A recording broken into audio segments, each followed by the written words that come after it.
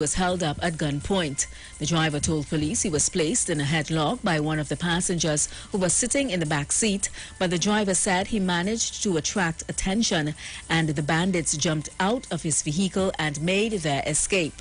One of the suspects dropped their cell phone in the driver's vehicle. Also, a 26-year-old man was held up at gunpoint while plying his taxi for hire.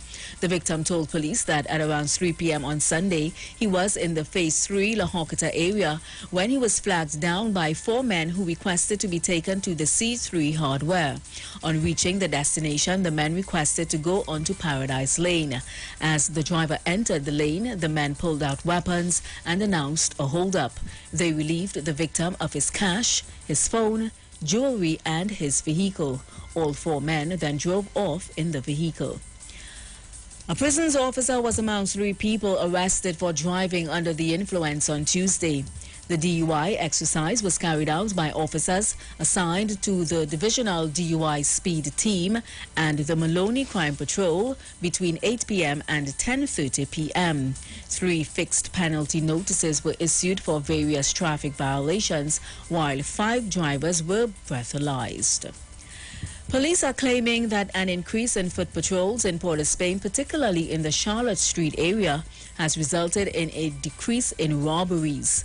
According to Senior Superintendent of the Port of Spain Division, Neil John, information suggested that some of the robbers were from neighboring communities. Chinese embassy officials would have met with the Acting Commissioner of Police, MacDonald Jacob, and National Security Minister Fitzgerald Hines earlier this year to come up with solutions to fight crime in the capital city. Finally, on the international scene, the U.S. economy shrank again in the second quarter, the Bureau of Economic Analysis said Thursday. The decline marks a key symbolic threshold for the most commonly used, albeit unofficial, the definition of a recession as 2 consecutive quarters of negative economic growth. Although Thursday's initial estimate marked a sharp drop from what the economy underwent in the second quarter of 2021, the White House has been adamant that the world's largest economy, despite being buffeted by decades-high inflation and a cascade of supply shocks, remains fundamentally sound. Meanwhile, economists say the biggest reason it would be premature to call a recession based on Thursday's numbers is that the data can and probably will change. And that was the 4 o'clock news on the street 919 FM and online, Facebook and YouTube. I am Vanessa Thomas. To enjoy your afternoon.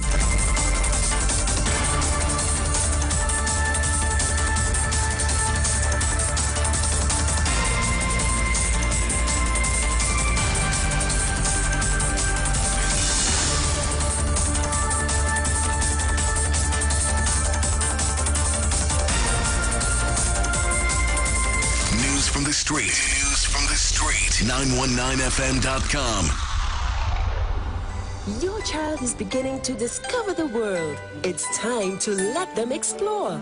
Clim 1 Plus contains calcium, iron and vitamins that support their defenses, helping to promote a healthy immune system and normal growth.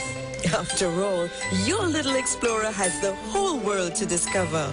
Clim, your love, their future.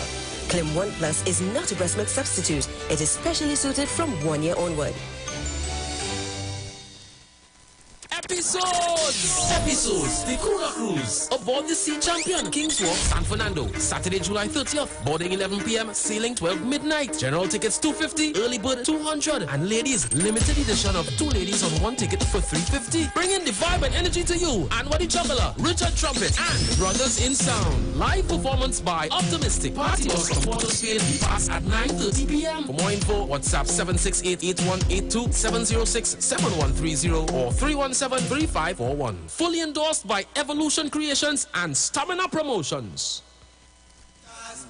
Last, now everybody go to breakfast. Mandinga Entertainment presents Freedom Cruise, an Afrobeats and Reggae showdown on Friday, July 29th on board the Embassy Cruise Emancipation Weekend.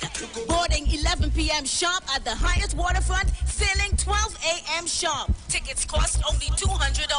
Look out for an all-star DJ cast featuring Trini Bashman, DJ Andy, DJ Josh Star, DJ Naya Pinky, DJ Nine Mark, and System Rebel. Dress code in effect. Royal. Best Afrofit male and female entrance prize. No oversized coolers allowed.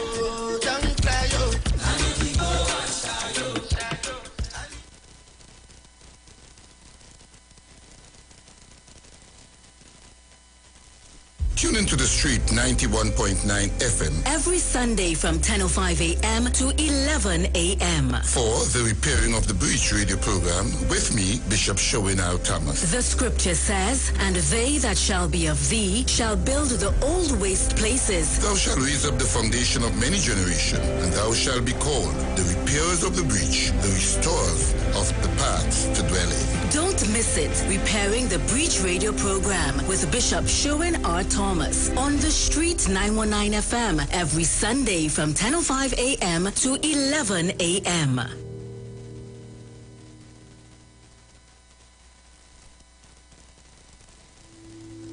Dr. Livette. Join him right here on your radio every Friday afternoon from 5:05 p.m. to 5:35 p.m. for your dose of the health and wellness in a program that is sure to change your life. Popular for promoting Livette rather than diet, Dr. Livette has transformed a number of lives nationwide and is now live on the street 919 FM every Friday from 5:05 p.m. Tune in and also learn about the U-Juice to build your immunities and promote overall great health. Dr. Livette on the street 919 FM this and every Friday from 5:05 p.m. to 5:35 p.m. It's time that you live. Good, that boat I'm looking like a real bad. Are you ready for that boat experience again? The Sea Champion and the Embassy say, book with us for that unforgettable boat ride experience. Sea Champion leaving from King's Wharf, San Fernando, and the Embassy leaving from Breakfast Shed, Port of Spain, or Westside Trinidad. For more information, call 399-5959 to 814723 or email us at coralvisiontT@gmail.com. Book now and reserve your cruise. Hey, that boat I look like it's as well. Hot Off the Press presents Aisha Wells' birthday bash. Come celebrate with Aisha on board the Embassy on August 13th. Boarding at the Hyatt Waterfront from 6:30 p.m. sharp. Featuring an all-star DJ cast. We're going to have a good time celebrating with Aisha. You're on board. We're talking about my birthday bash. For tickets and more information, call Robert at 333-2181. Ulu at 730-3665. It's my birthday. That's what we're talking about. Happy birthday to you. Share the live. Share the live. The Street 919 FM on Facebook and Instagram. Share the live. Iowa George on Instagram. Share the live. Iowa TV and Street TV on YouTube. Share the live. The Street 919 FM. And in the air, rock in the air, poison, la, whoa, tell them pass it wrong, ice, bless the love and watch out it, big up the house and body, the people pets and me causing trouble, whoa, just watch out me causing trouble, whoa, everybody buying, grandstand, one, somebody can root the mash up this. Run to the back and jump up and hold their shed. Make everything call you.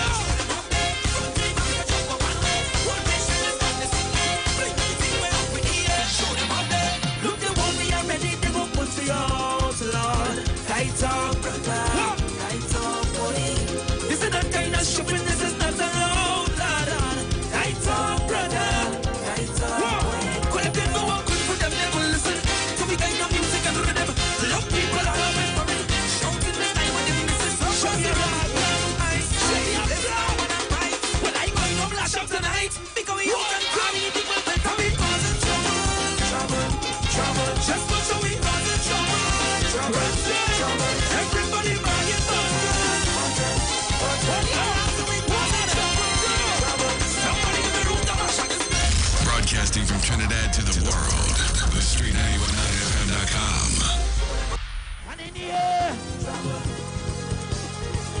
in the air. Girls and boys, Lord, Lord, Lord. Whoa! Tell them pass it wrong. Ice, the place allow man and watch out it. Pick up me out and bad in the people pets and me causing trouble. Whoa! Just watch out me causing trouble. Whoa! Everybody buying. Grandstand. One, one, go. Somebody give a room to mash up this. Run to the back and jump up and hold their head. Make everything. Hold you.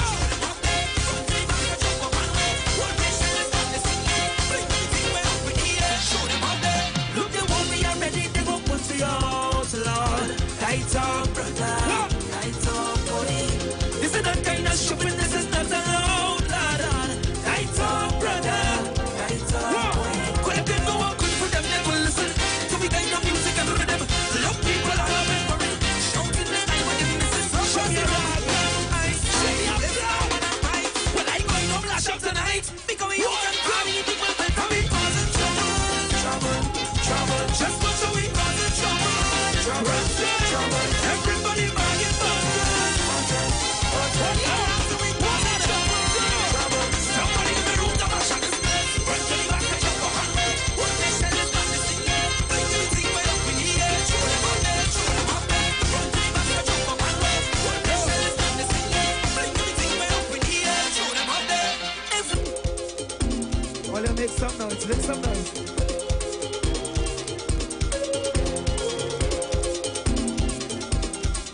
North Buds. Well, you make some noise. Grandstand.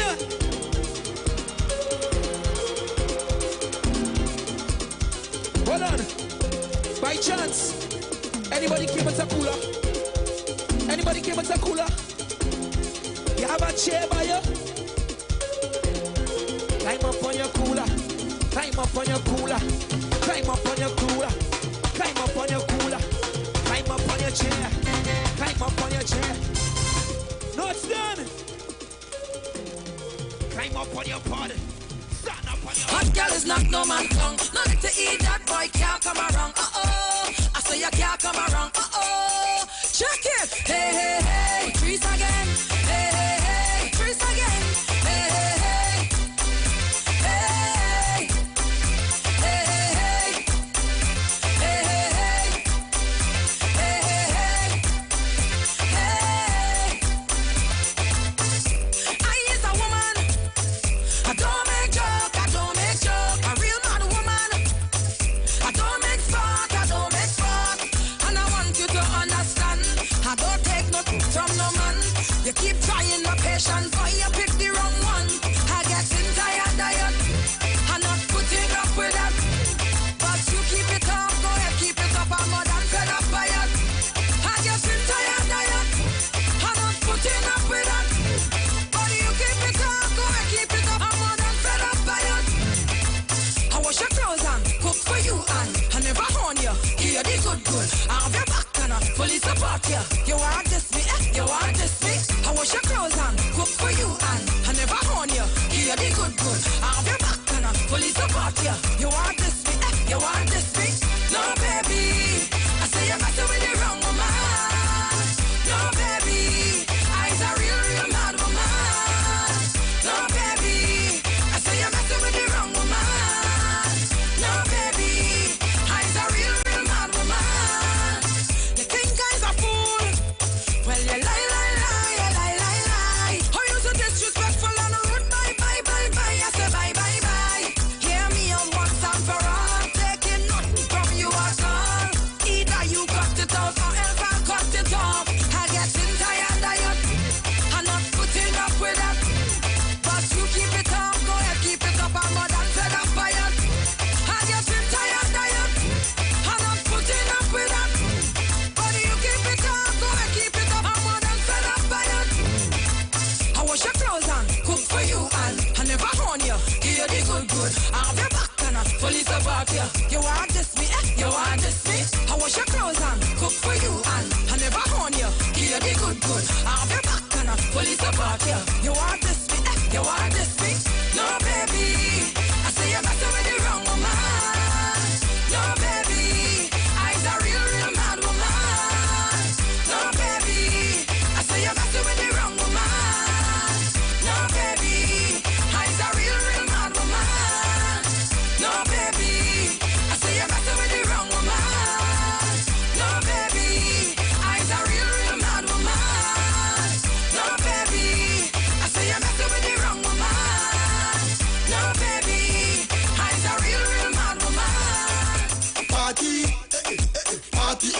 nonsense. Fun over nonsense. You wanna mash up the vibe? Why don't you just go from here? Move it fast. Shift yourself. Let me play me boss. Go from here. Move it fast. Shift yourself. Let me play me boss. Hear me now. Don't come in here with your boy. We don't have time for that. Don't come around and try spoil the party. We don't have time for that. But you say you're bad. You're not coward. You don't have no time to party. Be a badness, you love until you end up in a courthouse, jailhouse, remand yard, or the graveyard. Courthouse, jailhouse, remand yard. You give me little rhythm, let me wine and go down. Give me little rhythm, let me wine and go down. Party all year with me hand in the air. Party all year with me hand in the air. Give me little rhythm, let me wine and go down. Give me little rhythm, let me wine and go down. Party all year with me hand in the air. You hear that? Why don't you just go from here? Move it fast. Shift yourself. Let me play me boss. Go from here. Move it fast. Shift yourself. Let me play me boss. Hear me now. Don't come in here and muck up the vibes. We don't have time for that. Carnival time, we don't wanna cry. We don't have time for that. But you say you're cold. Big bad and bold. You don't have no time to party. Be a badness, you love until you end up in a courthouse, jailhouse, remand yard, or the graveyard. Courthouse, jailhouse, remand yard, or the graveyard. But you give me little rhythm, let me wine and go down. Give me little rhythm, let me wine and go down. Party all year with me hand in the air. Party all year with me hand in the air. Give me little rhythm, let me wine and go down. Give me little rhythm, let me wine and go down. Party all year with me hand in the air. You hear that? Why don't you just go from here? Move it fast. Shift yourself. Let me play me boss. Go from here. Move it fast. Shift yourself. Let me play me boss. Why don't you just go from here?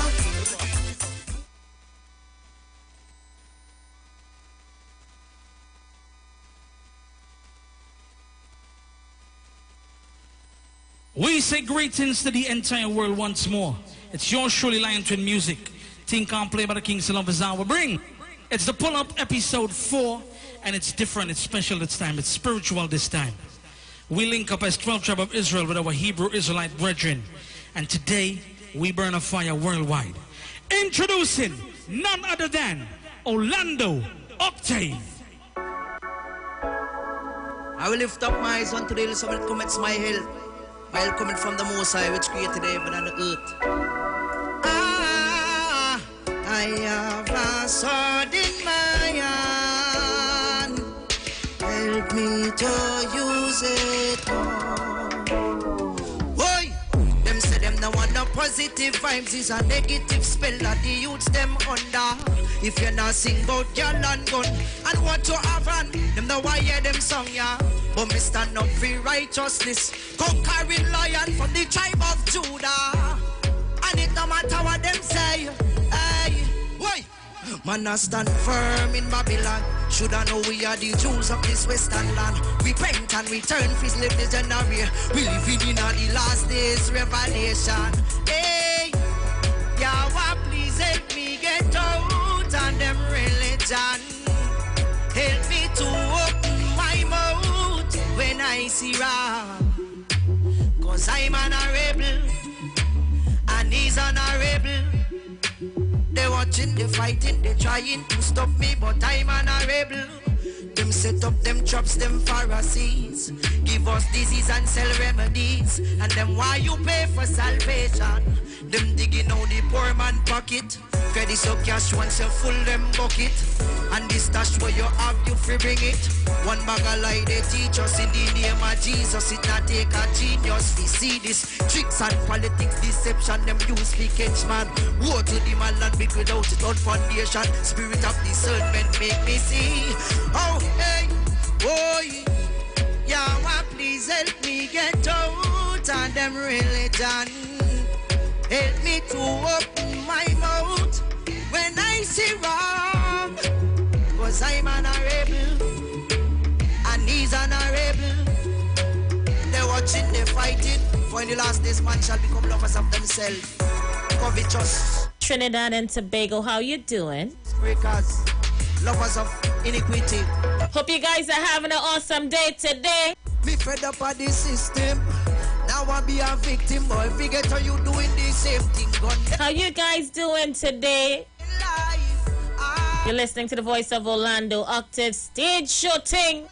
Mansion, 100,000 acres of farmland. Every ghetto youth have to make it. Every ghetto youth have to. Everybody wants this. Nobody invests. Pose up with your gun and your eye confess. And your skull get bomb. Out your war. Shouting R and don't know what it stand for. Manipulate them. Good afternoon to you, Trevor. Thank you for the compliment. Maria Lyons, Kenya, how are you? Evans, David, Shirley, Denise Reed, Winston Jack, my entire Facebook crew on the inside. Beirut is there. How you doing? Andrea Ennis, Anthony Reynolds, Raymond Roberts, and Teresa Joseph. Go ahead and share the live, guys. Let's get those numbers up. The Queen of Talk is in the building. Hey, watch it now. Trouble now. Say that them a bad man, but them not know about it. Not know about it. And say that them a gangster, but them not know about it. Hey, gangster not rob old people. Gangster and petty thief can't pull. Gangster not take things out of vehicle. Gangster. I am on YouTube right now. Sean Watson, how are you? Terrence Cummings, Claudette Jeffrey, Al, good afternoon to you. Michelle Superwoman is in the background. How you doing, Queen? You and your beautiful daughter. Patricia McKenzie, Watkin Bridge Mohan. That is a star boy named Day Boy. Good afternoon to Kevin Williams and to Diane Payne. Good afternoon to Rudy Trudy and Lorna Peruse. Joan Williams is on the inside, as well as Yvette, Mauricia Alexander, and Felix Henry. Jerry Williams is on the inside as well. Jerry, how you doing? Sean Watson, I see you. So those of you locking us down locally, regionally, internationally, I say thank you so much for choosing me. My name is Aisha Wells, and I'm in your company today until 7 o'clock. So much is happening in Trinidad and Tobago. Where to begin today? Where to start? You ever come to do a show and it has so much thing to discuss within the show that you don't know how to do the show? Well, that is where I am at the moment. So we're just going to start with the first topic for today and see how we progress as things get a little steamy around here. Because, you know, all you love to get steamy. Yeah, all you just got to help it here in the afternoon. No conduct, some of all you have. No standard. So we're in the building. According to Sean Douglas, in the news, 1 hour ago, the mayor of this great city of Port of Spain is looking forward to the return of the wrecker. According to the article, Port of Spain Mayor Joel Martinez told Newsday on Thursday that the wrecker was not yet resumed in the capital city due to certain police concerns, but would do so in the near future as he hailed its role in clearing streets of congestion. He recalled his promise in May that it would resume by June 21st, Martinez said the police had told him certain logistical issues were impeding the plan, but he would bring it back and with them to find out what progress have been made. I know that there is a contentious issue to some, but the city is congested. There are access vehicles all over the city, car parks on both sides of the street. I have too many calls from people asking me to resolve the issue. Martinez said things were now at a stage where something ought to be done about it. He said we should really be talking about parking meters, and it should be talking the fact that police are ticketing at the same time and the use of records for more a surgical process. He said the traffic police needs to be visible and unclog traffic congestions in the city, especially at problem spots such as Sackville Street. Then you also have vendors who turn up with vehicles, take up a parking spot, and sell out of their cars. He said he had met the business community on Wednesday and he hoped both they and the city corporation would each do their bit against the congestion. Let us be collaborative to make Port of Spain a better city. Martinez said if and when the record returns, he may offer them a base of operations at South Key, as in the past drivers were going to retrieve their cars had to face a journey to the Beetham estate. The corporation has a car park opposite Courts on South Key. Use that as a base for now. He said while some businesses dislike the wrecker as a possible deterrent to customers, too much congestion would also make people stay away from the city.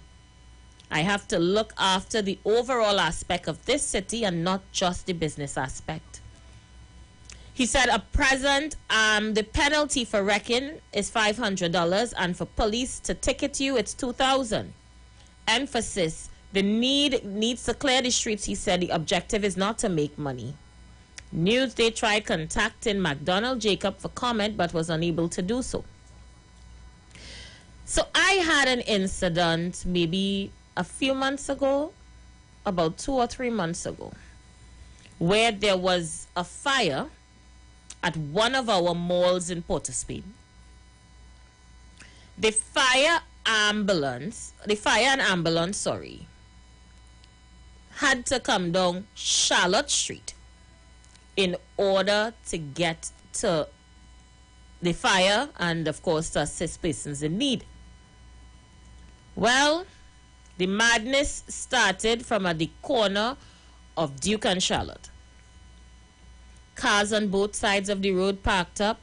It was on a Friday, so there were vendors also selling out of tents on Charlotte Street. And what should have taken the ambulance and the fire department 5 minutes took them close to an hour, because they had to find persons who parked the cars, to move the cars to allow the fire brigade to come through. I can't talk about any other situation in the capital city. I can only talk about my personal experience. And that for me was a scary situation. Parking, particularly on Charlotte Street, is really, really bad. Worse yet, when the vendors are out plying their trade, it is difficult to come down Charlotte Street. And if there is an emergency, it's an emergency. It can take an ambulance close to an hour to come down Charlotte Street. Now, there is cussing all over town with this one, particularly on the same street I'm talking about. Vendors on Charlotte Street are cussing the mayor today, hence the reason why we're starting here. They say the parking in the city has to be more conducive to persons coming in. The car parks are out of the shopping districts. Some of the car parks too expensive. The mayor cannot resume wrecking his local government. We go vote them out. It's bacchanal in town. The talk of bringing back the wrecker is not sitting well with vendors. I'm coming to you, the shopping public. Give me your view on this wrecker situation, because it's one thing to hear from the vendors. It's another thing to hear from you, the shoppers. Are you in support of wrecking in the city of Port of Spain? Or are you comfortable using the car parks provided in and around the city? I know these vendors are listening. Listen to your clientele now. Listen to your shoppers. Hear their thoughts and opinion. We start here. Numbers to call 342-0081, 342-0081, 771-1791. That's 771-1791. That's also our WhatsApp number. And 4665391. So Fat Soul is already giving his opinion on YouTube. He says, no, I am not in support.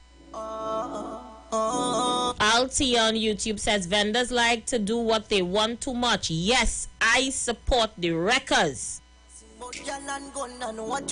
I wait to hear from you guys. It's coming. Are you ready? And it no matter what them say. I stand firm in Babylon. Should I know we are the jewels of this western land. Several years ago,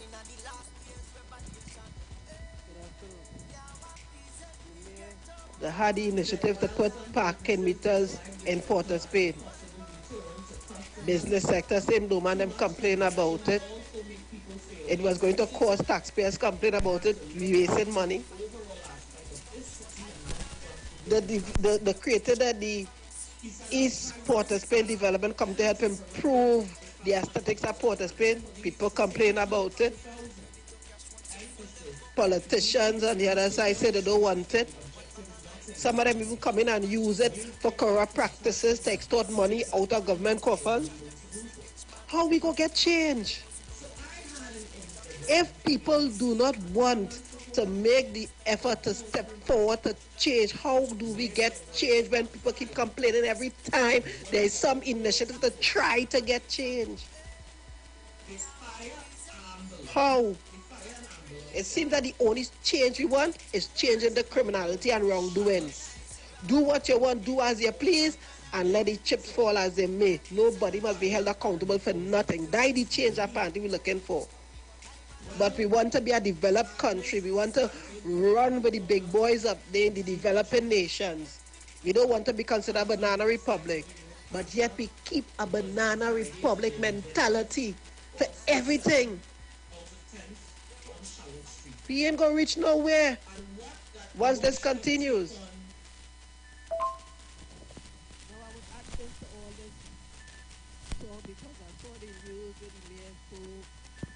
Summer Doma spoke, Minister of Tourism spoke, and we have some people in this place apparently I don't know what kind of logic that is used to think or do things.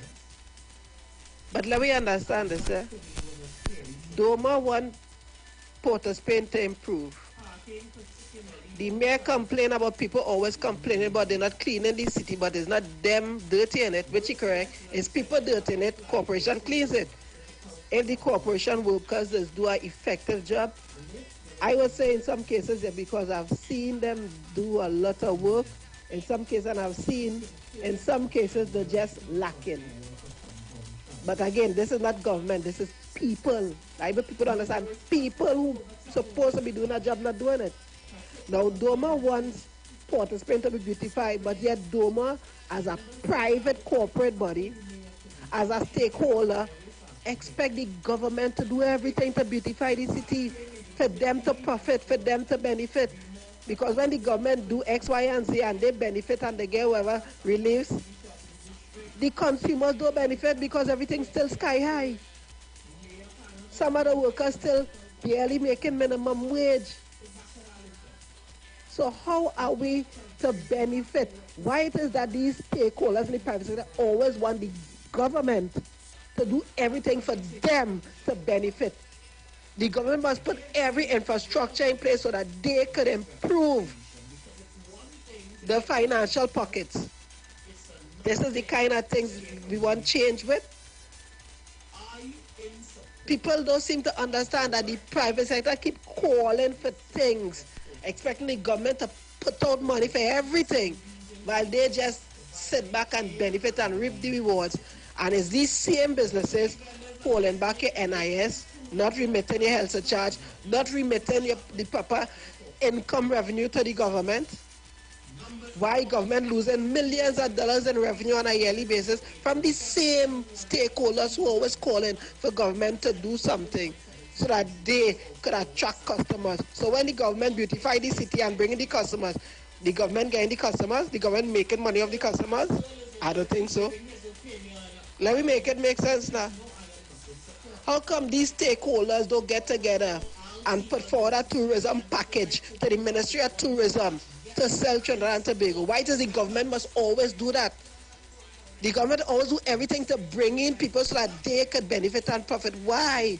Where are the stakeholders? They just want to run business and profit from business without putting forward anything. This is the mentality of the people in this country. A mouthful there.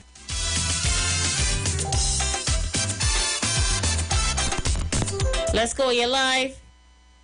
Hi, Aisha. Good afternoon to you. Good afternoon, darling. Wow, I'm getting that. I'm not hearing you, though. Call me back. I think it's that line. Call me back.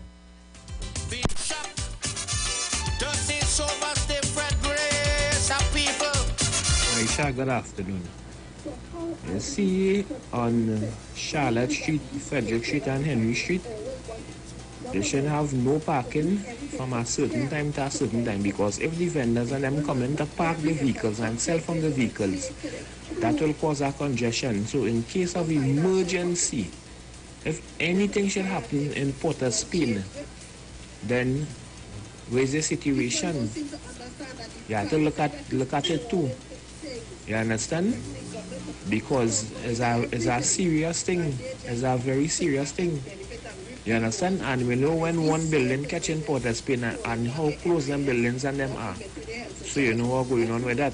So these vendors and them have to know what they're doing and have to come to a conclusion of how they're doing the thing and when they're doing it.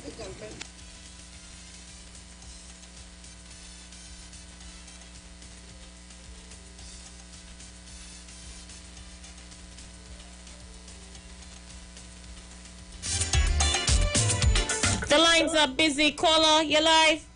Yeah, good afternoon, my lady. My darling.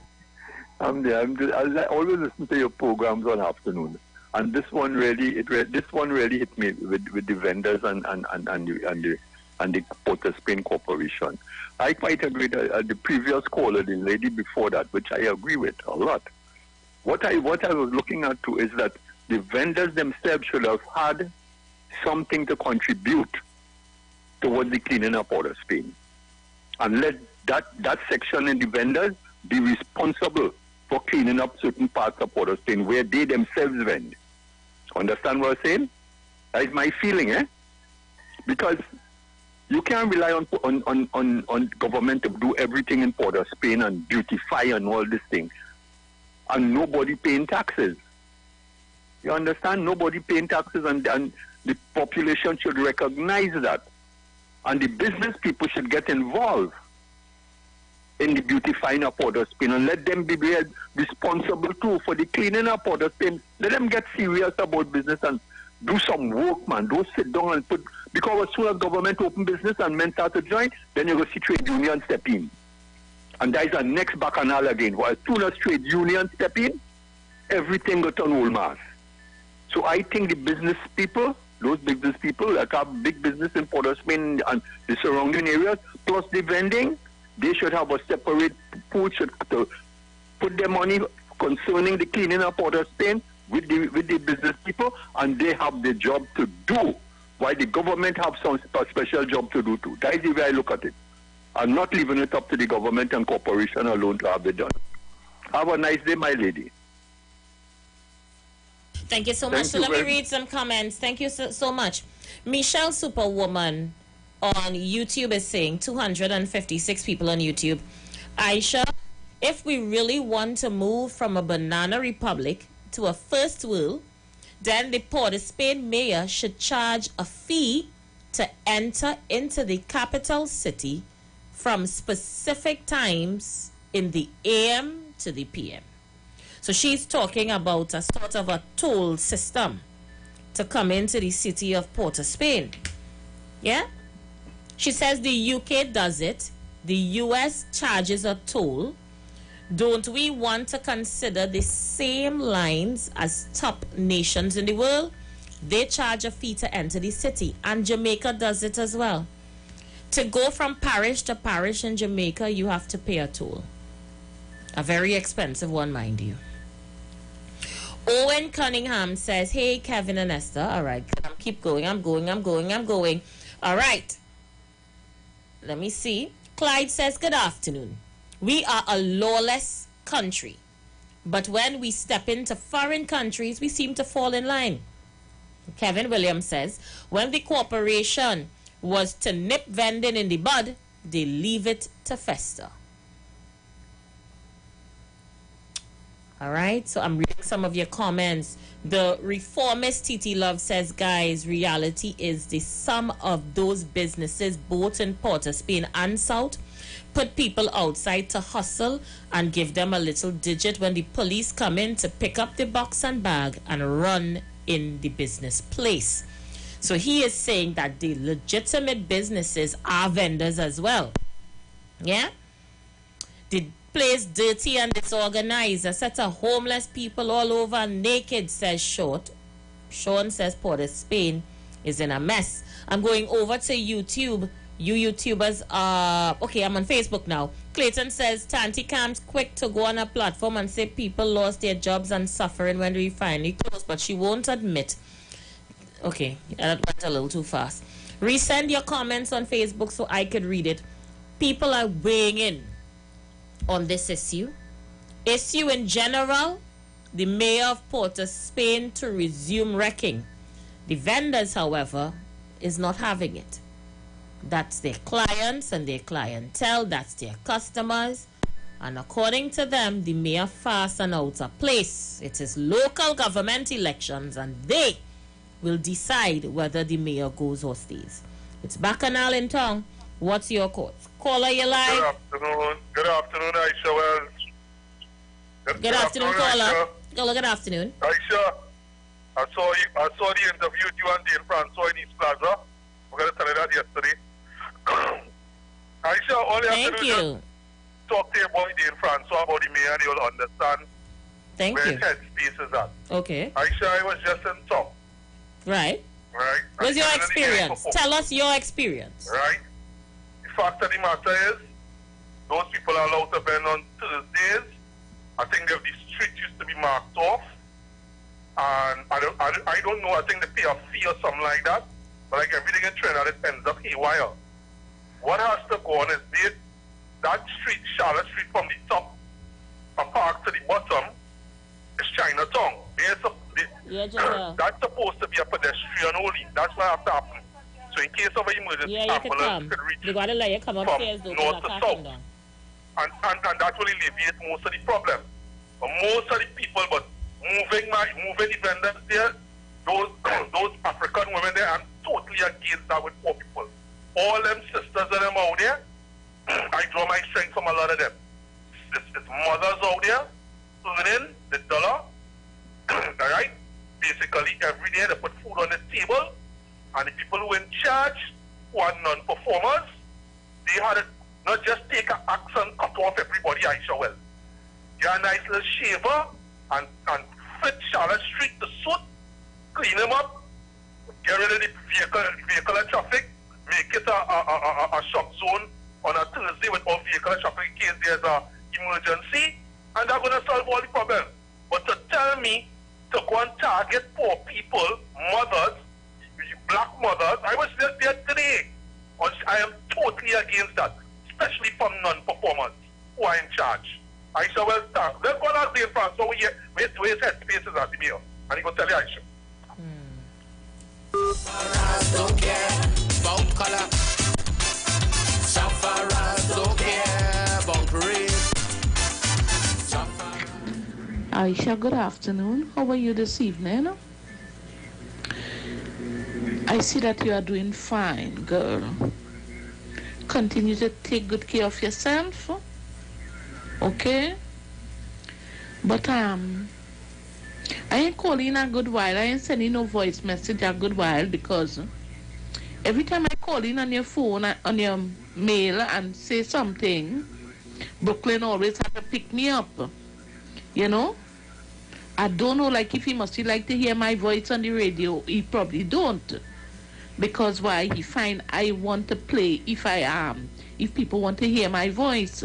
I don't call in for people to hear my voice. I call in to give my view about things that I think about must go the way that it ought to go. All right, Mr. Brooklyn? And I'm asking you, please, to leave me alone because this program is not for you alone. This is for everyone. Right? I don't pick up on you. And you're not singing like you're living in America. Because there's only mostly Trinidadians do that. Right? You look like you is a commerce man. All right, not for you. Okay, Aisha, what I think is, you see, concerning the part when it have a problem like fire and stuff like that, and these vehicles need to pass, and they cannot pass as freely as they want to, I will like the wrecker to come back. Right? Because when it's somebody, you have to save somebody's life and you cannot get through to do it, well, there is no other means of bringing back the wrecker. Okay? Right, thank you. Caller, you live. Hi, sister. Good evening. My dear brother. I have 3 points, or maybe just one sentence, however you had to put it. Good afternoon again to everybody. These people, I see nothing wrong with these people selling in Port of Spain. And you know what is surprising? The parking facilities, the parking in Port of Spain does not help out or enhance the people on Charlotte Street. So they're making noise for people to park, to stay parking. That is to help out the men with the stores. That is not to help you out. Because I could drive down Charlotte Street, Aisha Wells, and shop from inside my car. And I would have gone. That would have caused some of the traffic jam on Charlotte Street. Besides people parking on both, because it's only a particular part of Charlotte Street where people vend on both sides of the road. Right? After that, majority of it is the parking with some of those supermarkets higher up from Park Street come down the road. And the government should put park that Charlotte Street up to a point, no entry. So from where the vendors start, no vehicles is supposed to drive down there, unless it's emergency vehicles. So the Belmont taxi stand might have to shift from a Thursday or a Wednesday and go higher up, one street higher up, from Thursday to Friday and Saturday, because I think that they'll stop that on a Sunday or a Monday. Right. And the money that I contribute as a vendor to the mayor or to the city of Port of Spain, Aisha Wells, nobody tells me if I'm a vendor what my contribution goes to. Right? So we as the vendors want to improve that part of Port of Spain, because the people who are asking for the Port of Spain to improve them can afford to do that.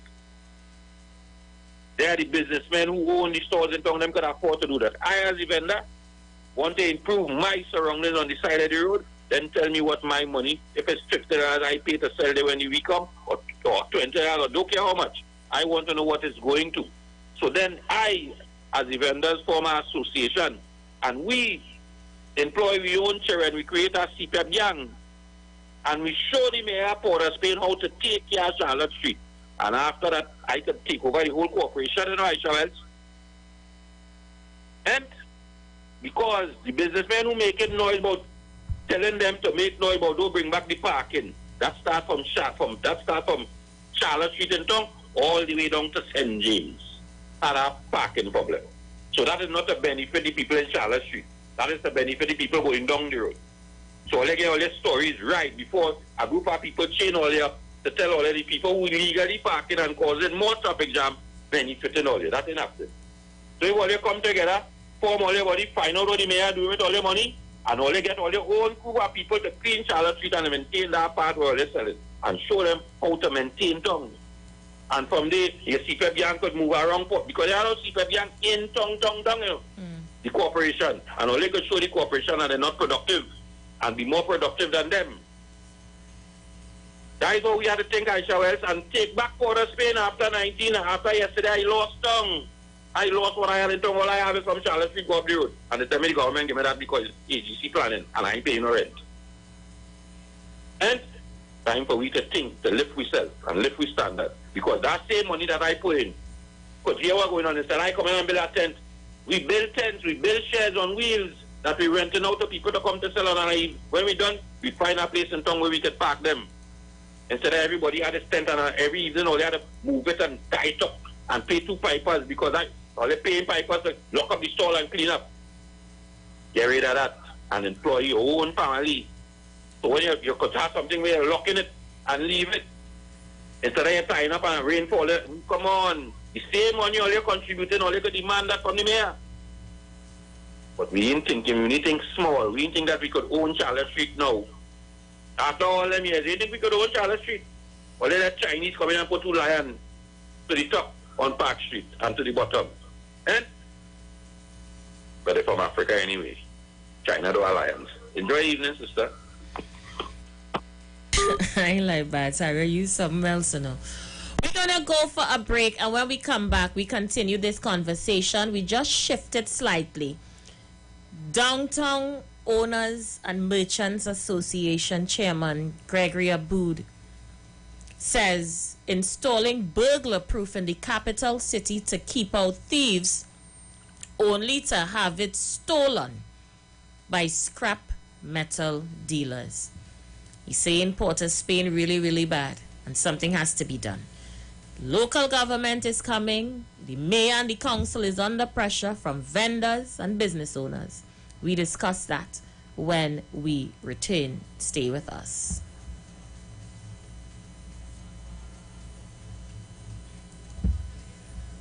Views expressed are not necessarily the views of the management of the Street 919 FM.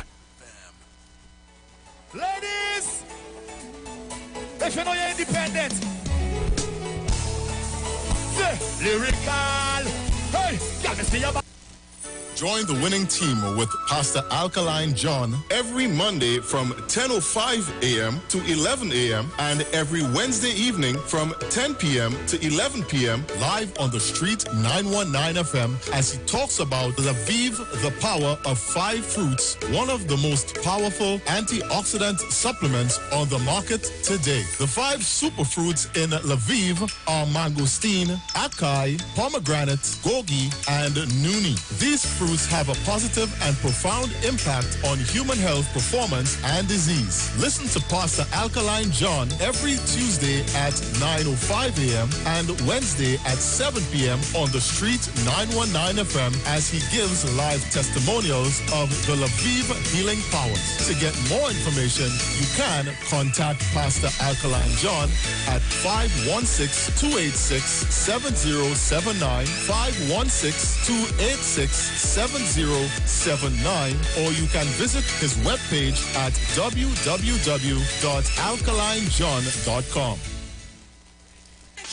You are invited to join Pastors Morris and Agnes Johnson of the Church of the Firstborn Assembly Miracle Center, located at number 399 Eastern Main Road, Guayco in Sangre Grande, for the old-time gospel hour all-night prayer. This and every Friday evening on the Street 919 FM from 9 p.m. to 5 a.m. Designed with you in mind, this program deals with today's issues from a biblical perspective. You will also be given the opportunity opportunity to call in and interact with us. Micah 6:8 says, He hath showed thee, O man, what is good and what doeth the Lord require of thee, but to justly and to love mercy and walk humbly with thy God. Your financial support through the First Citizens Bank will be greatly appreciated. Account number 795222. For further information, call 753-1113 or email us at church668hope@gmail.com.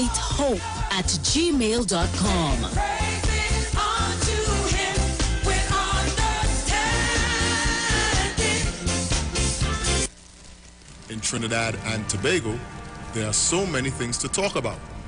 Social issues, injustice, child abuse, domestic violence, political scandals, and much more. On HOTP, we will cover all that and much more. Don't forget, you can catch us every Wednesday, Saturday, and Sunday nights from 7 p.m. to 9 p.m. on Facebook and Instagram. Hot off the press. Hot topics, no filter.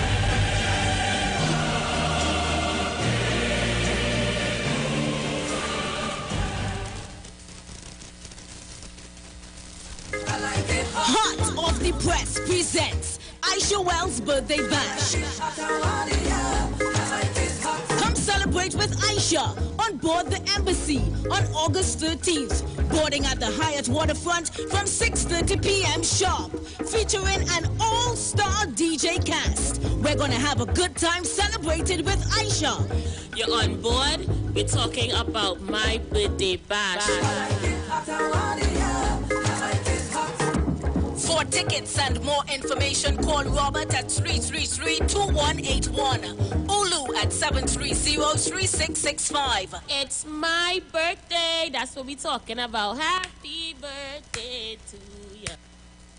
Tune into the Street 91.9 FM every Sunday from 10:05 a.m. to 11 a.m. for the Repairing of the Breach radio program with me, Bishop Showinau Thomas. The scripture says, And they that shall be of thee shall build the old waste places. Thou shalt raise up the foundation of many generations, and thou shalt be called the repairers of the breach, the restorers of the paths to dwell in. Don't miss it. Repairing the Breach radio program with Bishop Sherwin R. Thomas on the Street 919 FM every Sunday from 10:05 a.m. to 11 a.m. Hi, I'm Valentine Garcia. And I'm Nikki Garcia. Please join us on the Final Hour broadcast every Thursday at 9 a.m. on the Street 919 FM radio. Every week we will journey into the amazing Word of God. So please join us. See you then. Every Friday, it's all about Fire Mood Soca Fridays with MC Duke and Selector Kochi from 6 straight to 9 p.m. blazing all the latest and past soca hits. So remember, make it a line, make it a day, rock and come in, you know. It's all about Fire Mood Soca Fridays on the Street 919 FM. Don't know. Good about I'm looking like it real bad. Are you ready for that boat experience again? The Sea Champion and the Embassy say, book with us for that unforgettable boat ride experience. Sea Champion leaving from King's Wharf, San Fernando, and the Embassy leaving from Breakfast Shed, Port of Spain, or Westside Trinidad. For more information, call 399-595-9, 281-4723, or email us at coralvisiontT@gmail.com. Book now and reserve your cruise. Hey, that boat, I look like it's on to it. Share the live. Share the live. The Street 919 FM on Facebook and Instagram. Share the live. Iowa George on Instagram. Share the live. Iowa TV and Street TV on YouTube. Share the live. The Street 919 FM. Don't care about color. Sufferers don't care about race. Sufferers don't care who migrate from where or who living in who place. Sufferers don't care who from country. Sufferers don't care who from tongue. Sufferers only want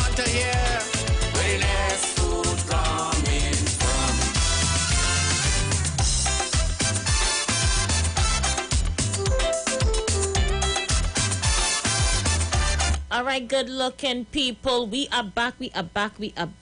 And before I clear up some voice notes, because there are a lot, I want to tell you about some experiences Gary Aboud, Downtown Owners and Merchants Association, had. He told the mayor of Port of Spain, the Newsday, and by extension us, that installing burglar proofing in the capital city to keep out thieves, only for it to be stolen by scrap iron dealers. He recalled recently leaving work only to later learn of a man being shot soon afterwards near he was at that time. These are some serious concerns. He said fear of their lives and their possessions being stolen by purse snatchers, parking, walking through the city only to be attacked by pickpocketers have left the business community wary. This is the views of the Downtown Owners and Merchants Association.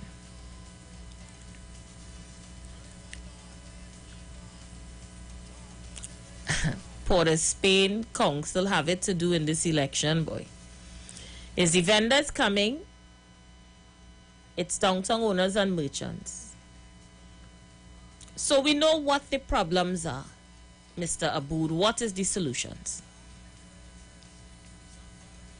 What is the solutions? I travel through Port of Spain maybe almost every day, so I understand some of these concerns that he has, which is real. And I agree that a lot more needs to be done to keep the city sanitized and safe. But in my opinion, there's a role for the business community to play as well. We have to find solutions to these problems. You think it isn't easy. Let me play some voice notes, get you guys interactive. A lot of you trying to get in. Good evening, Miss Aisha Wells and the listening public. Aisha, that have been a problem from time and memorial of time. So let's do a rewind on time, right?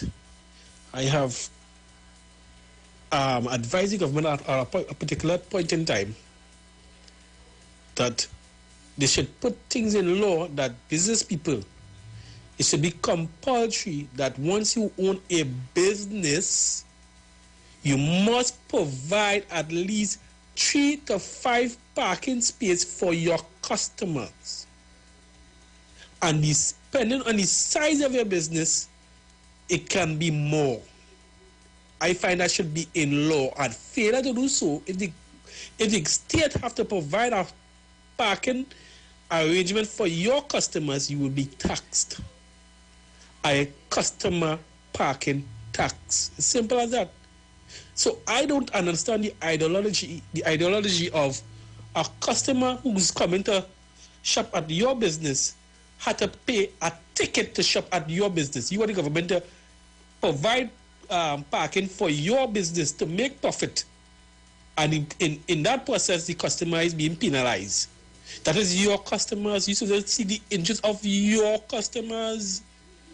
Now, the idea of reckoning Port of Spain could be returned with a few change or a few incorporates, meaning stipulation parking. For Monday, Wednesday, and Friday, parking on one side. On Tuesday, Thursday, and Saturday, parking on the other side. Right? Stipulation parking. That's how it goes in certain streets in Port of Spain, Robert Street and all them streets on Peter Avenue, Don Nelson Street and all them other streets, right? Now, The issue with parking in Port of Spain, Aisha, I would tell you something personally. You see, the business sector have that area in a mess. When parking arrangement is to be considered and workers come out to work, what happens in the morning, those business people have a way that they like to pay their workers to come out early. And you would see they would take cardboard box, they would take crate, they would take cones and put it on the street to block for their delivery drivers. That is the issue there. So the blocking space, blocking the government, not the government, in fact the state road for their personal gain. And that is a problem there, Aisha. Right? So a lot of officers have confrontation with a lot of business people in town because of that. They want to secure parking space for their delivery drivers and for their merchandise and their items to be arrive at there. Because they don't want a truck circling when they truck carry up a parking space to deliver their goods. So that is one of the issues. And I told you, the solution to all that, let the government tax them and put it in law for them, for all business owners throughout Trinidad and Tobago, not Port of Spain alone, especially those who like to have a business around the corner and a delivery truck cannot even park inside their business, and here they park on the road and the cause of a truck obstruction and you don't care once you get in your goods. That is madness. I don't know who approved that person to be a business owner. But anyway, let the government put it in law that you must provide a parking space for your customers. Failure to do so, you shall be penalized every year. You're being paid, you have to pay a tax, whether it be $20,000 or $50,000 a year. Definitely, Aisha. But doesn't the vendors pay? They have some fee they pay for the use of the Charlotte Street. I think there's a fee that they pay. And just facing Bradford Mall, there's a car park there, which I think some of them utilize. So, I don't know. And on Henry Street, there's a huge car park at the corner, Independence Square on Henry Street. And there's also one, just as you pass Church's Chicken coming up there, facing Golden Dome, there's also a car park there. But I think the vendors on Henry Street, they do pay a fee.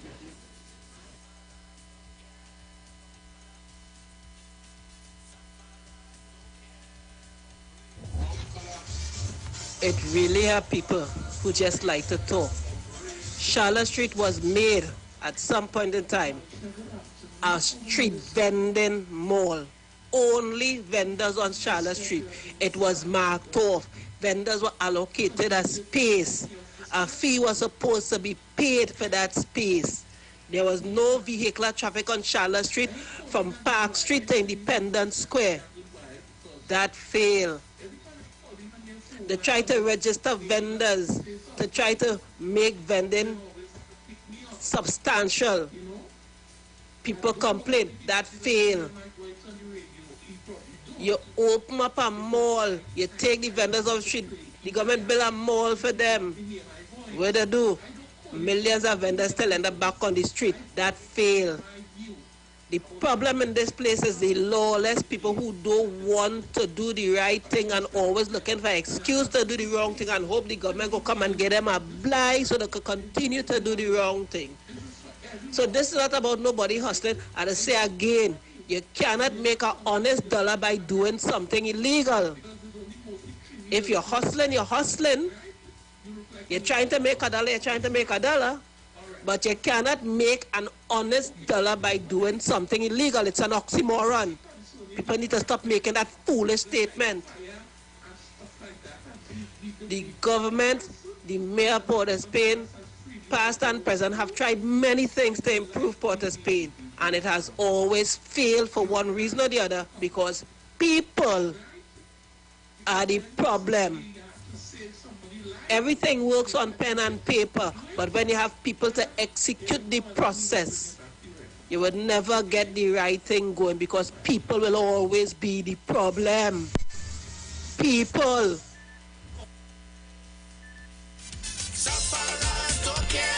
Caller, you live. I like that voice, because you know what it remind me of? You know where this thing started when I was a child growing up? Charlotte Street is now the home of where most African economics take place. You know which part I was first? Aisha was? That vending had taken place on Charlotte Street, according to you. You can't want to tell me you're making an honest dollar, but you're doing something illegal. From that standpoint, I agree with your part. But again, it's up to us. That's why I said to us, find out what the mayor, if we're serious, and we want to take back Port of Spain, find out what the mayor is doing with our money, employ our secret gang, we clean up town and show them that we can transform town. But we are thinking so because we're relying on the state. This thing starts on George Street, right? George Street have a market. I think somebody said about doing, I think Dane, I think it's somewhere Dane, because I didn't see that interview. I think that way Dane or Dane, wherever it is you're working. George Street had a market. All business was on George Street.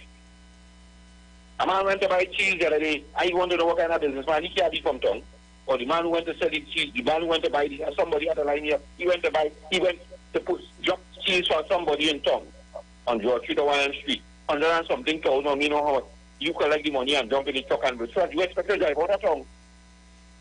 A man jump, walk out in the road, point out at him, take the money and go on. How you feel that happen? Well, the only how the man who collect that money had to be the man who has job now job the cheese buy. That's why, Shabel. You have a same black boy in the around town to come and rob you and get on a bad name because I want to keep the cheese and collect my money. So George Street was the main street. And here, you know what? Ask them the reason why everything moved from George Street and go across to Charlotte Street. You know the reason why, sister? Do you know the reason? Well, let me tell you one of the reasons. One of the reasons is because of the people who live on the next street. Because the people who come in the shop have a fear for their life because the people on the next street come in and rob them. So they make noise, they start on Charlotte Street and the government try to move them and try all the same thing my partner now talk about. To try to give the same poor black people a dollar. When they say about sufferers don't care, well, that is the problem we have. We have to care. We have to care, but we're not caring. So when the same thing that the mayor, but the same about complaining about.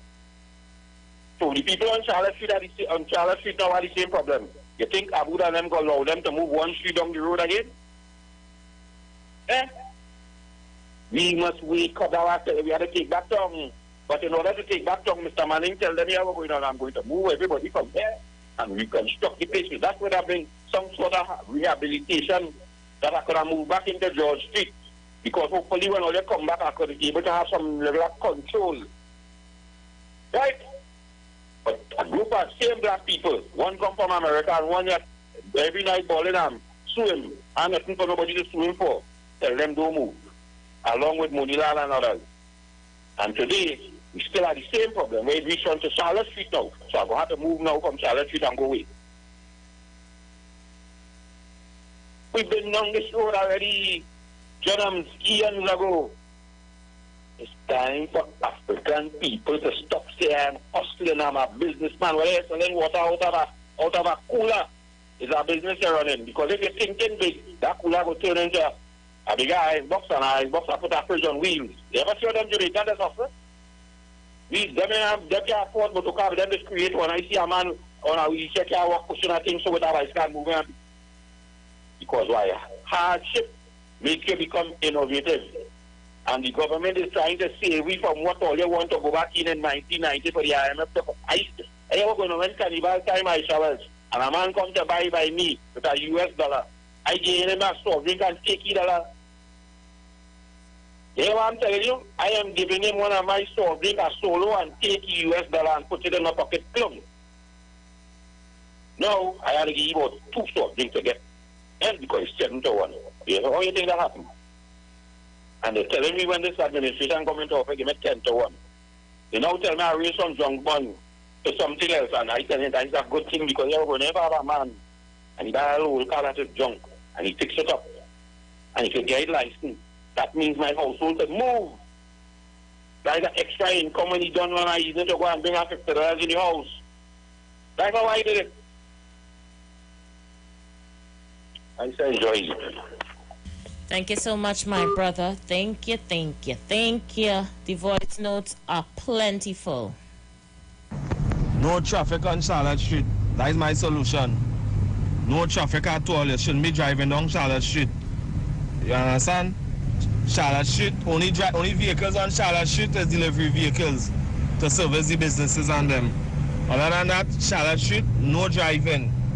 Because the kind of chaos that's have on Charlotte Street, you will start at the top of Charlotte Street and spend an hour to reach the bottom of Charlotte Street. That's madness. No driving on Charlotte Street. And furthermore, plenty of them vendors and them who illegally vending, get rid of plenty of them. Because imagine, I have a store, and I say I selling panty for $30. The same panty selling outside for $20. You understand? Now mind you, I have rent to pay. I have overhead charges to pay, workers to pay, all kind of thing. And somebody outside selling the same panty in front of my door for $20. You understand? Nobody studying that. Nobody studying what the business people has had to go through. They're always talking about the small man and the small man and the small man. Like the small man alone have a family to feed now. You understand? The small man alone. The small man don't have a tax to pay, not a rent to pay, not nothing to pay. You understand? While you are your boot inside. You are a small man just like them out there. No? You just do the right thing and get a boot. You dig? And them outside they selling product, the same product what you selling for less. And undermining you, and nobody studying that. The next thing that I'll be complaining about is the car park. I am saying the car park price is too much. Come now, man, it's $6 and $10, $6 and $10. All you can't pay that to keep all your vehicles safe. $6 and $10 to keep all your vehicles safe while all your shopping and spending all your hundreds and all your thousands. $6 and $10 you can't pay. The average price is $6. The government one is $10 or something, so government park it. And how far that is? You know how to walk no mile and a half. While you're walking around Port of Spain, sometimes them women and them walking around Port of Spain whole day. You understand? Keep your car safe somewhere now. Spend a little $6 per hour for your car to be safe. And stop parking up by no one. A man might want to go on Charlotte Street, you will park up in front of the store where you going now, boy. You understand? Park up in front of the store, jump out and run and get where you are again. Meanwhile, keeping back traffic. I say stop all traffic from Charlotte Street. It have people driving down Charlotte Street, running out their car, going in our store, keeping back the traffic. They're running in our store. Buy what I buy, come back in. See our next thing, stop by it. Stop all traffic on Charlotte Street when business time going on. I tell all your customers may have a completely different view from the vendors. I told you this. The purpose of having this show today, and I know some vendors cussing me. The purpose of having this show today is so you can hear your customers. Okay? The same way how all you have a lot to say to the mayor and the council, your customers have a lot to say to you. I'm just providing the platform for them to say it. That is all. Aisha, good afternoon. I love to hear about Bataria to Bad. He make great contribution. Aisha, you know what I want to find out from Mr. Bataria?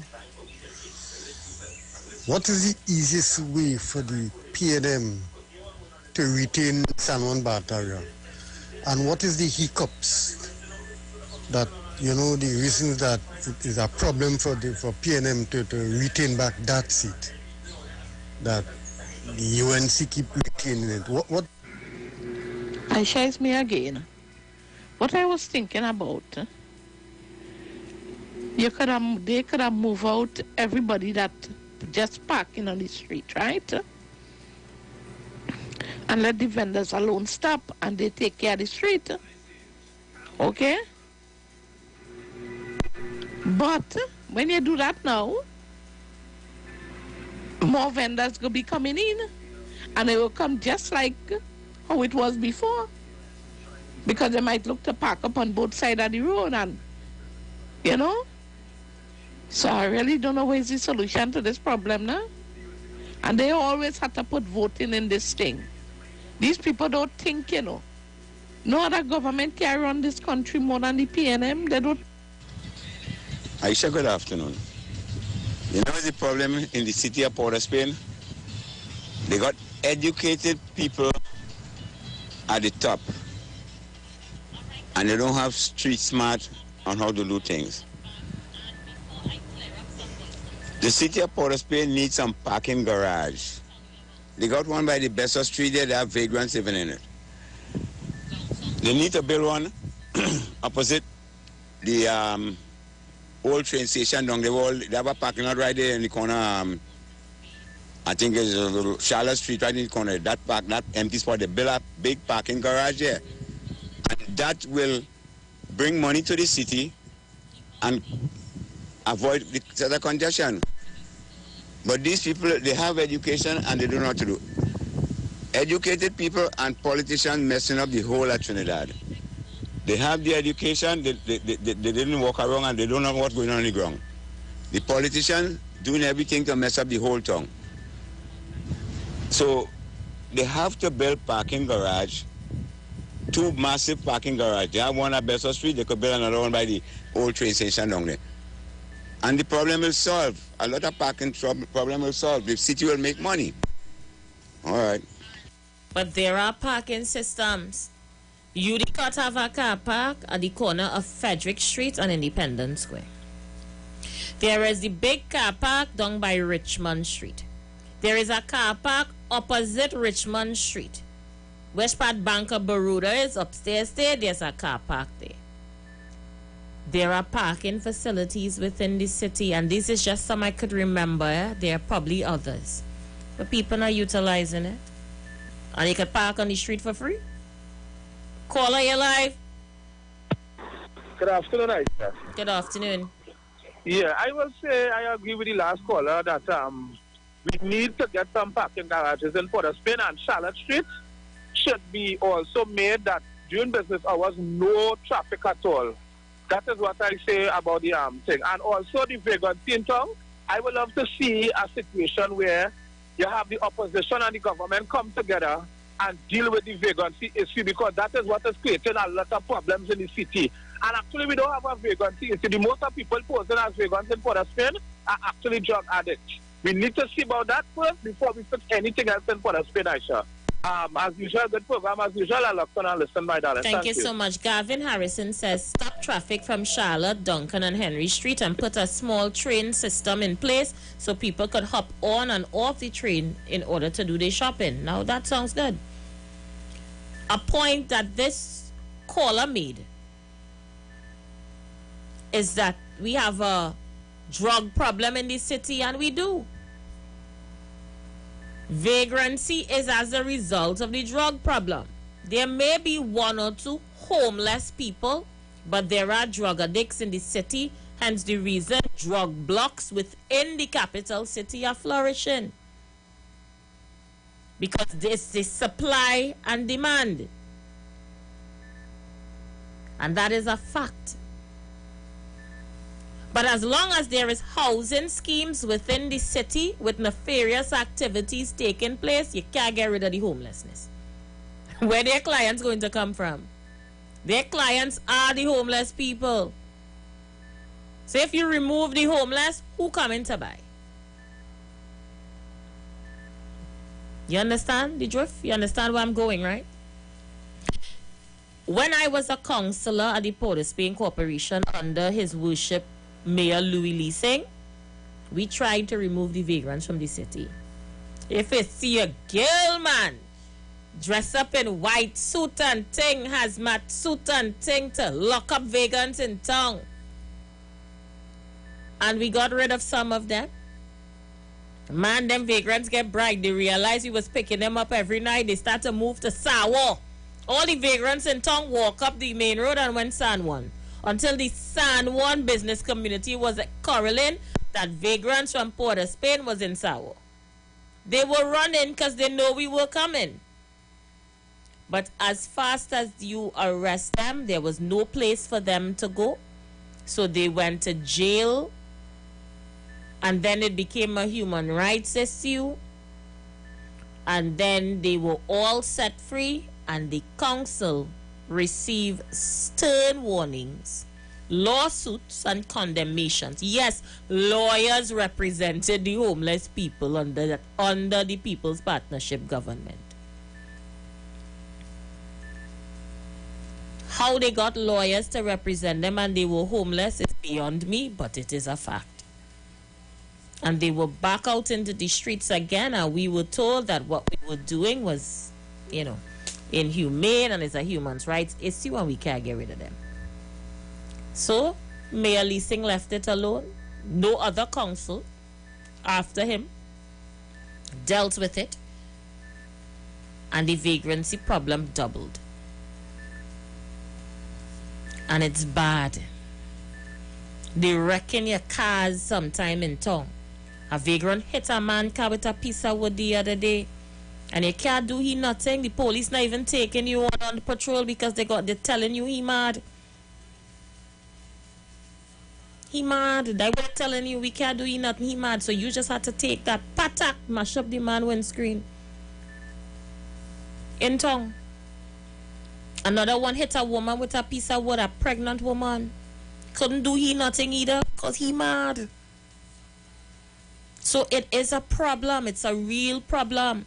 Walking across Queen Street the other day, I get sent. I said, but what going on here? When I look down, is a big load of human waste right in the drain, right there. Don't talk for Chacon Street. Chacon Street is the toilet. There is loads upon loads on Chacon Street. The place pissy. They used to wash down the city on a morning with little disinfectant thing. That stopped after Leasing went. No washing of the city again. Every man for themselves. By the time you reach home, you smelling like you walk through a urinal. And all these things are true. How do we address this situation? Calling on the business community to take care of their stalls or in front their business place. They're going to have an issue with that because they go tell you vendors setting up in front of their place and the vendors don't want to move. If each business person is responsible for around their parameter, then that may help. Look, this local government election is a lot of conversation is going to be had. I'm just saying, prepare for it. Aisha, good afternoon to you. Aisha, the parking is not a problem in Port of Spain, The problem is how we are parking. If you park bad to close the corner by a fire hydrant, they wreck your car or they leave a ticket on your windscreen, you get your points. Whenever the time which you get it again, you appear in court, you testify your ticket. And that's a whole lot of issue by itself. If they go and they wreck people car helter-skelter, it will kill shopping in Port of Spain. To get your car back, it will discourage people from shopping in the stores and so on. Which stores now pick up after a pandemic? They're now picking up because the parking and thing you're able to park, and this is how we are parking Port of Spain. Aisha, and you see the mayor of Port of Spain, on a scale of 1 to 10, I will rate you at 2 out of 10. He need to resign. He's not doing nothing for Port of Spain. He has no futuristic belief, and he don't have no belief on how to deal and carry Port of Spain forward. Instead of he come and he talk yesterday and say what he should do and what people should do to help the city and whatever, he should resign and put one of them businessmen right in town there as the mayor of Port of Spain, because they have the city more hard than him.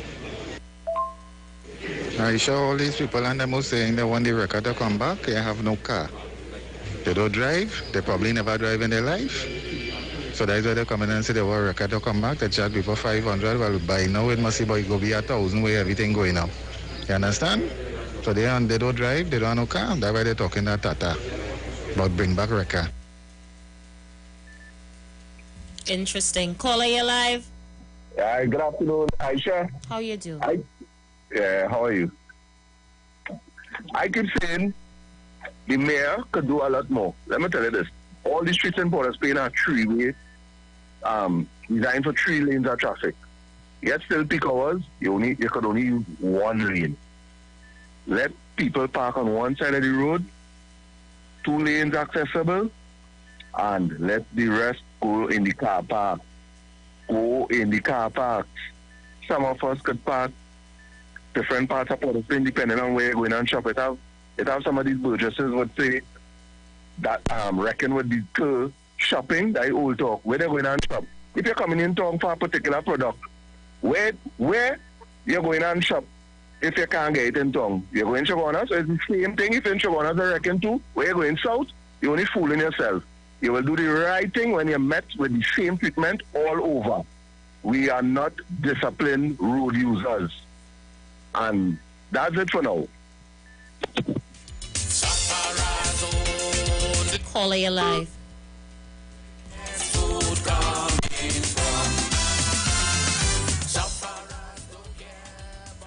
Caller, you're live.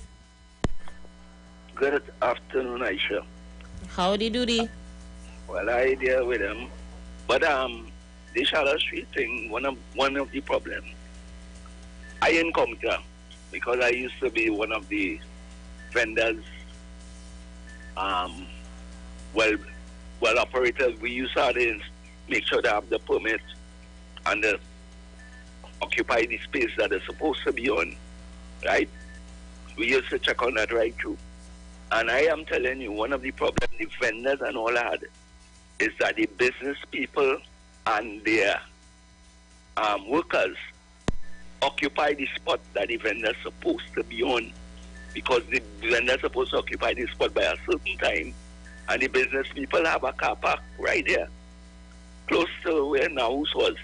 They have a car park up there, and they used to park their private vehicle on the spot where the vendor is supposed to occupy. So they was creating a lot of problem for the vendors. When we go into them to talk to them, they tell we will what? We can't tell them to move the car, but they have a car park right there. And the workers park on the thing where the people pay the money for in City Hall to do the vending. And they used to be in order until that start with the business people throw that out. Because they say most of them is from sealer and all of that. So they didn't want them there. They try a thing to say, well, they want to control them. But I actually thought that they would have gone out of control. But they used to comply. Because when it rain and the flooding, and I tell the people and them go on the pavement, take your goods out of the water, put it to the side. The person who was in charge of us in City Hall tell me she didn't send me for people to like me. So let the people put back the thing in the water. I telling you that. I experienced that. So them cause problem too. Thank you.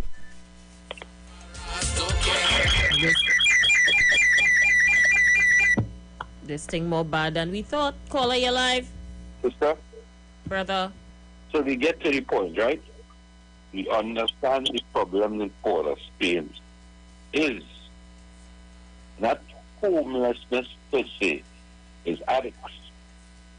And you experience it because you don't tell me.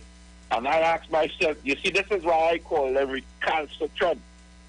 This is why you could see why the Law Association had that view. Because I ask myself the same question. How could a homeless man pay a lawyer to go and represent him for all that time? With all that money. So where does man get his money from? For the homeless man on the papers, you know, advocating for the rights. And I'm saying, how this is possible? So you understand, they don't want it to change. That is why they support nothing. Because if Port of Spain change, the government looks good, and a group of people's life could change. Understand that? How could a homeless go back and check the lawyer name and see, just like what happened recently, you see the lady that they just get freed from murder? I respect that. I don't want nobody lock up. It is unhumane to lock up somebody, but I could understand all of that.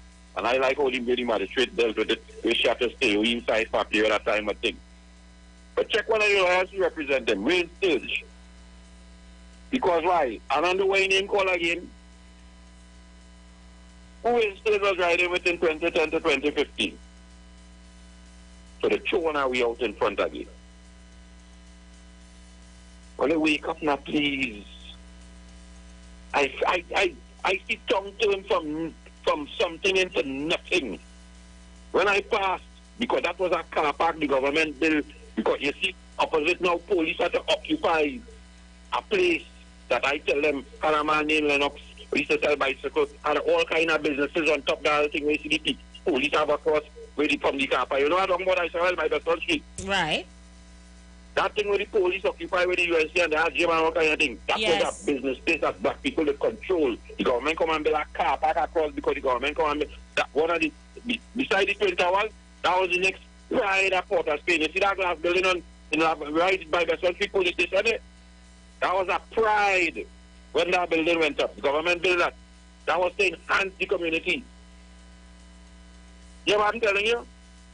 Cocaine claiming. Instead of the car park into something we housing when you pass it, is when you have to know that white box. Every somebody pulling up and give what we call homeless people something to eat. There's only white box in East Dry River when you pass. Pile 1 foot higher white box. Because why? It's long time. You drive, you have a 280 and you're driving too long and you're watching a man walking in the traffic jam and a man walking on each side trying to figure out what we're done. In them time, the 280 had a emblem on the rim, because that time they come with chrome rims. Had an emblem on the rim marked with a D. But that's it. Then sprang and then passed it, and you wouldn't believe the man somebody can't press all that clicks and go on. He taking off 2 on one side and go on and he's selling that in tongue. At that time you're buying a 10. I don't know who will do. Right? That's the experience we had from since then. And it has not improved because of one particular. And don't tell me about the housing scheme. It has nothing to do with the house. The house will create monsters. It's not the house.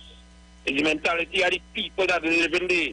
And if you get rid of the people, that whole Port of Spain will change. Because how much you go clean down, how much you go wash down, every day you're washing down. And the man who driving the truck, he and all them fed up. Because sometimes that thing going back on him.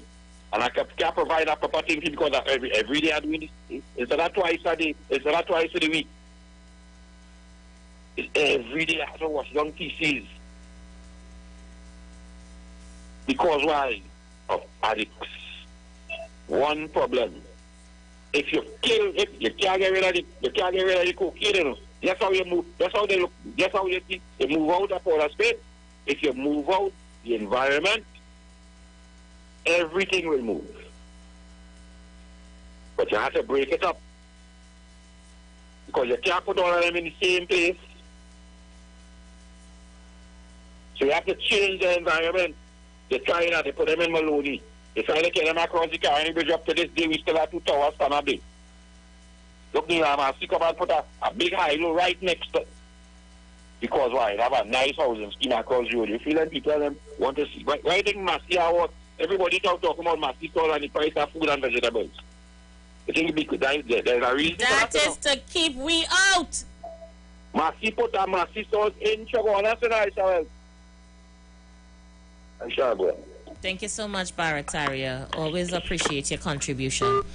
Guys, I tell all we have a set of thing to talk today and we end up here. We can't move from here yet. So in the next hour, we're going to do 2 topics.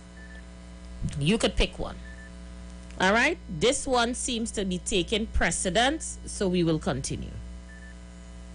Aisha, jump high, jump low. Aisha. The vendors on them, they have to find a place to put the vendors on them. Regardless of where they put the vendors on them, people will go and buy the same way. You understand? Because it is unfair to the store owners on them. You have a store. You understand? And the people on them selling the same things you're selling right outside. And a vehicle can't pull up to go by a store to buy anything in town again anymore. Because the vendors on them blocking the whole street. You understand? So it's not about, giving a day for cars or certain hours for cars and certain hours for vendors. They're supposed to find somewhere for the vendors and let it pay somewhere and have somewhere decent where they could be selling the thing and come off of this roadside hustle. That's what they have to do. And leave the store owners and them, the stores and them free, that when people feel to buy something, they could pull up and buy. But if you want to buy something in a store, you can't pull up and buy nothing in no store. Caller, we did that too. As a member of the council from 2010 to 2013, we found a place for vendors to go. And it was the central market. Because some of the things the vendors are selling can be sold at the market. The market is literally empty because everybody on Charlotte Street. So we as a council said, you know what? We're going to clean the market. We're going to paint it. We're going to fix it up nice. Make sure we are running water, proper toilet, and move the vendors to the market. Problem solved. That was the beginning of the problems. Because their problems, their excuses were, it had nobody that's going to the market. The market too far. We ain't going there. It had thief next door because Bitam and Sealot right there. Election was coming and the political electorates decided, you know what? Let we abandon that mission quick. I'm telling you, I was there. So while the central market remains empty with facilities to house the vendors, they choose to stay on Charlotte Street, and they were given the opportunity to do so because votes is important. I'm not asking you, I'm telling you. The very same thing they're selling on Charlotte Street could be sold at the market, and the market empty. Central market M to the T. And that is what we're dealing with out here. Caller, you live.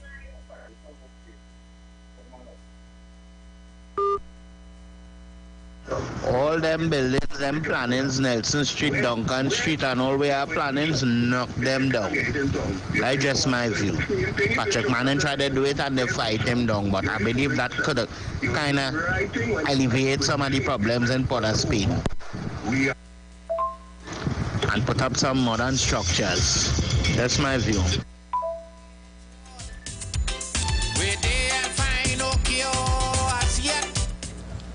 Yeah, you see, that's the problem in Trinidad. Why don't they collect all these vagrants and carry them down Shakari? I'll come back to your voice note. Let me take this call. Caller, you live. Caller, you live.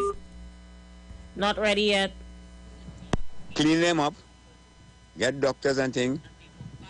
Give them treatment. Gather all of them and carry them down there. Clean them up and give them treatment. Have doctors and nurses down there to see about them. And when they get good, bring them back. But I'll come back to your voice note. You're live. Hi, good afternoon, Aisha. Hey, my dear brother. Listen, now, Joel Martinez have one of the most difficult task to take care of the city of Port of Spain. And Aisha made a point about development. Around Port of Spain, our voice note just said what my intentions were in relation to getting people to sell. Now, after Charlotte Street, you have one set of planning. You have Short Street like George Nelson and so on. So you know nobody can go there and sell. Nobody can go and sell. And it all shaped the idea of the development of African people in and around Port of Spain. If the mayor overwhelmed with builders, street dwellers, and everything else, you can take care of that. Joel Martinez is doing a very good job against the constraints of people who a lot of them to them vagrants. Look at my from beyond Cipriani. Aisha, there's a problem with the development of African people. It's a separate conversation, but it transcends itself into the condition for Spain here. Look at it. You tell me beyond Charlotte Street. And by the way, I could understand Charlotte Street being more or less a goods vehicle street from Park Street and coming down. Access to goods vehicles. If they have the bargains there, people are able to walk. I believe in the record coming back on stream to really deal with trouble parking. But I want to advise the mayor that it's difficult, Aisha, because I have never seen a country with so much vehicles. Everybody has a car. Everybody wants to run in a condition and park. And like a fellow said, you want to park there and drop out and get stuff. So for me, mayor, if you could get a little restructuring with some of the streets in Woodbrook and all those areas. But as far as Port of Spain is concerned, the only thing I could say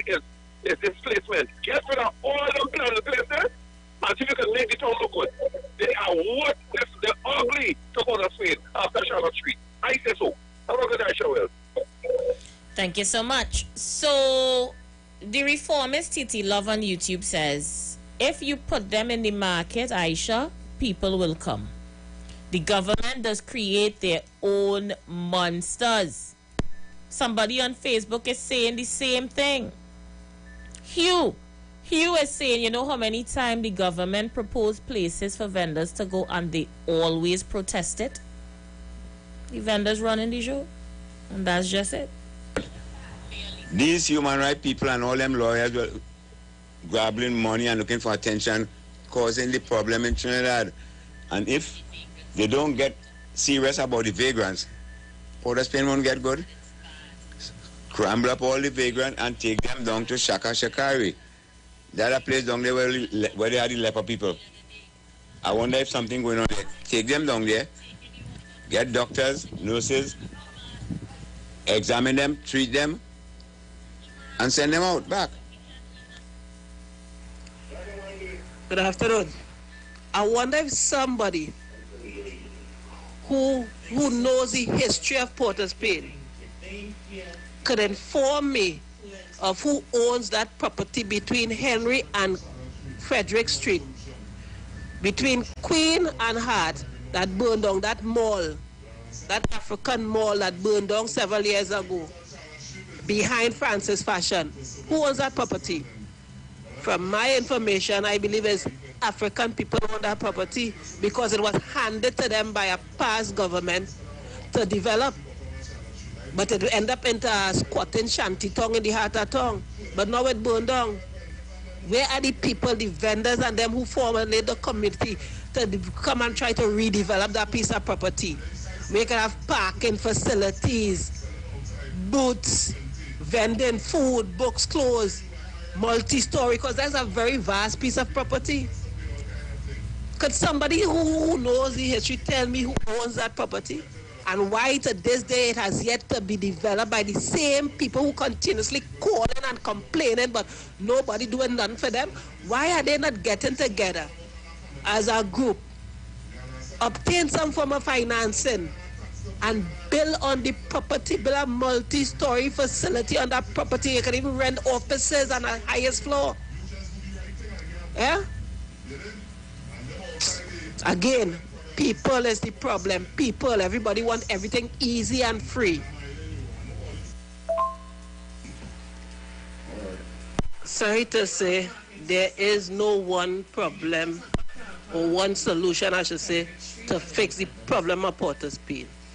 Because there's many problems to be fixed, and it cannot be fixed overnight because it didn't start overnight. But in order to start to fix the problem, one must have the political cojones, aptitude to deal with the problem, to make a decision and stick with it without fearing political fallout. And you see, people that say educated politicians, them spoiling and making problems, but understand this, who supporting the politicians when they make the decisions? Why the politicians making the decisions? Not because the people asking for it. The politicians then usually doing things by vibes because they're hearing people asking for something, so they're doing something, and that is the problem. They're doing what everybody asking for because everybody wants something. So every time somebody says something, they do something. They say something, they do something. You can't run a country like that. You have to make a decision that would benefit the majority and stick with it. I hear you, caller. But the vendors have an attorney at law who represents them. And his name is Gerald Ramdeen. The last time there was an issue with the vendors and the corporation, Gerald Ramdeen intervened. And that was in 2018. You see, sometimes we have to be reminded. So I'm going to remind you of this situation. Loop News TT, story by Alina Dudnat, dated April the 30th, 2018 at 2:32 p.m. Headline: vendors to stay on Charlotte Street. And there's a nice picture of Charlotte Street there, and a man pushing a cart, parking and stalls with umbrellas and so on. And the article goes as follows. Charlotte Street vendors will be able to retain their space in the capital city following a meeting with the Port of Spain Corporation on Monday. Attorney Gerald Ramdeen, who represents 126 members of the Charlotte Street Roots Heritage Vendors Market, submitted a pre-action protocol letter to the Port of Spain Mayor Joel Martinez and the Port of Spain City Corporation, threatening legal action if the vendors were not returned to the vending program within 24 hours. It only took a few hours after the letter was delivered for the decision of the mayor to be rescinded. The vendors in that matter had been victorious in their fight, and they continue to earn a living vending on Charlotte Street. The letter said the corporation's action to move the vendors was unlawful, illegal, irrational, and unreasonable. And mind you, vending is against the law. But you see, lawyers, me and like, all you see lawyers, vending in this country is illegal. But a lawyer served a legal entity, which is the corporation, a letter telling them by removing illegal vendors that they were unlawful, illegal, irrational, and unreasonable. And it's right here in history. Go back and Google it. So while I hear you callers and I hear you voice noters and texters, we have to find a way to work with the vendors because they have representation as well. And we have to find a solution to the problems in the capital city. But one thing is evidently clear. Things cannot continue the way they are. Port of Spain deserves better. We're going to take a break, and when we come back, we're dipping and touching into other topics. So stay with us. Yes, I mean stay with us. Don't go nowhere. We'll be right back.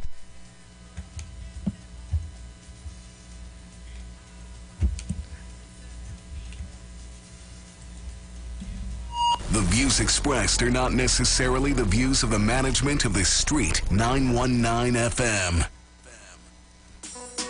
You see, when I come to party, I don't want to hear about nobody business, boy. Security, put the mark on them, out the party, put the mark on them, put the mark on them, out the party.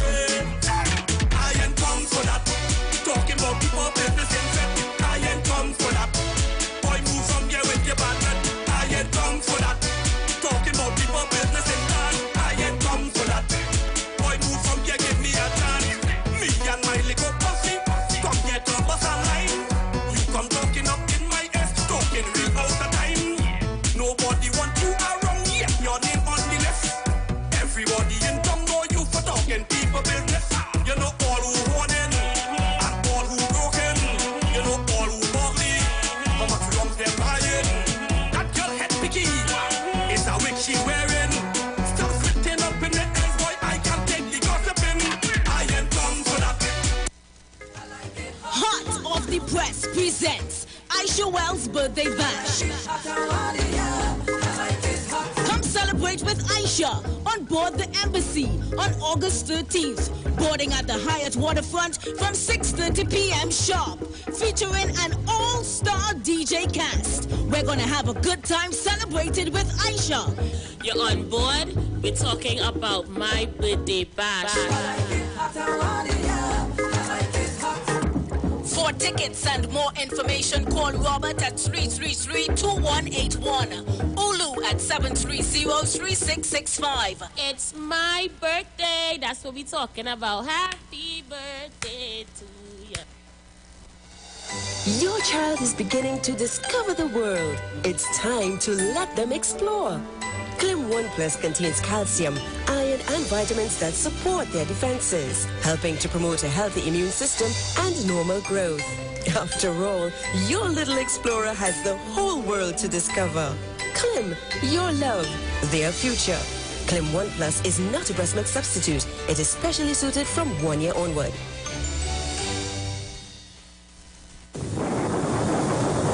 Conscious Talk, where we are at and where we are going. After a storm, there is a calm. Where there is darkness, light follows. Where there is evil, good overcometh. It's Conscious Talk with Steve Antoine. Every Thursday from 10:25 a.m. to 10:55 a.m. It's Conscious Talk. Conscious Talk. Talk.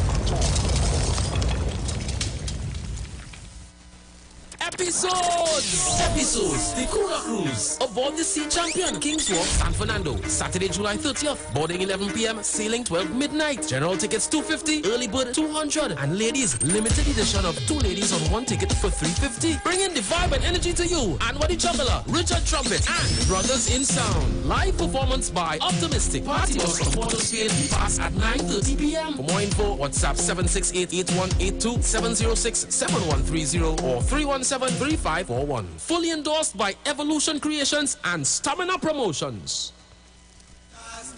Last, now everybody go talk breakfast. Mandinga Entertainment presents Freedom Cruise, an Afrobeats and Reggae showdown on Friday, July 29th on board the Embassy Cruise Emancipation Weekend. Boarding 11 p.m. sharp at the Hyatt Waterfront, sailing 12 a.m. sharp. Tickets cost only $200. Look out for an all-star DJ cast featuring Trini Bashman, DJ Andy, DJ Josh Star, DJ Naya Binky, DJ Nine Mark, and System Rebel. Dress code in effect. Royal. Best Afrofit male and female entrance pride. No oversized schoolers allowed.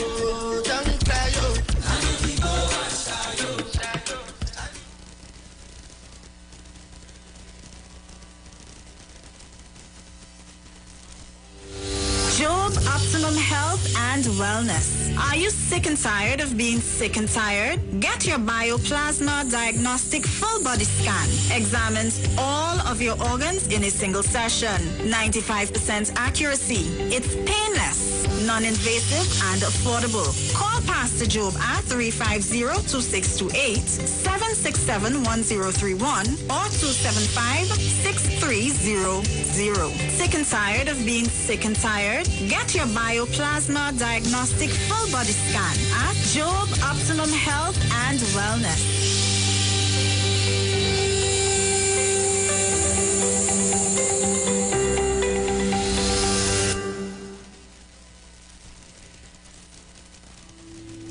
Dr. Livette. Join him right here on your radio every Friday afternoon from 5:05 p.m. to 5:35 p.m. for your dose of the health and wellness in a program that is sure to change your life. Popular for promoting Livette rather than diet, Dr. Livette has transformed a number of lives nationwide and is now live on the Street 919 FM every Friday from 5:05 p.m. Tune in and also learn about the U-Juice to build your immunities and promote overall great health. Dr. Livette on the Street 919 FM this and every Friday from 5:05 p.m. to 5:35 p.m. It's time that you live. This is Bishop Aaron Williams from the Divine Problem Solving International Ministries, inviting you to be part of our broadcast on any given Thursday night from 12 midnight right on to 5 a.m. on Friday morning. And this broadcast is called Early Morning Gospel Market Program. Then we have on Tuesday from 12 noon to 1 p.m. the Holy Ghost Gospel Pharmacy. If you are sick and ill and you can get from this particular pharmacy, from the pharmacist, the good things of life. Hallelujah. And any Saturday from 10 a.m. to 12 noon, break into the house of the Philistines. Hallelujah. If you are sick and tired of being sick and tired, hearing the babel of false doctrines that you encounter daily, it's about time you get close to God. God's word direct from his throne room in the name of Jesus. God has good plans for his people. Why do you worry so much? Good about I'm looking like a real bad. you ready for that boat experience again? The Sea Champion and the Embassy say book with us for that unforgettable boat ride experience. Sea Champion leaving from King's Wharf, San Fernando, and the Embassy leaving from Breakfast Shed, Port of Spain, or Westside Trinidad. For more information, call 399-5959 to 814723 or email us at coralvisiontt@gmail.com. Book now and reserve your cruise. Hey, that boat, I look like it's on to it. It's all about the fastest growing reggae show in the land without a doubt. Right here on the Street 919 FM. Each and every Sunday from 7 p.m. to 9 p.m. with yours truly, MC Duke, alongside Selector Kochi. So make it a date and don't be late. Rock and come in, line up, link up, creep up. You don't know reggae rock each and every Sunday. Salute God Amari, King Selassie.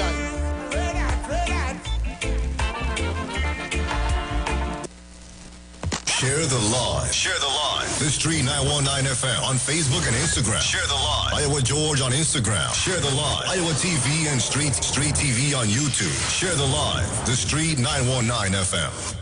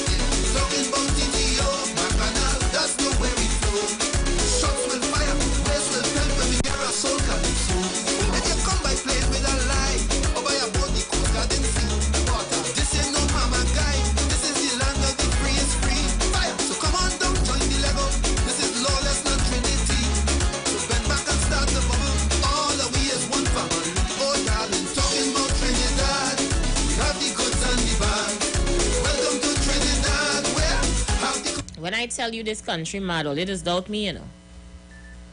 David Ruther needs to redo this song because not half the country mad.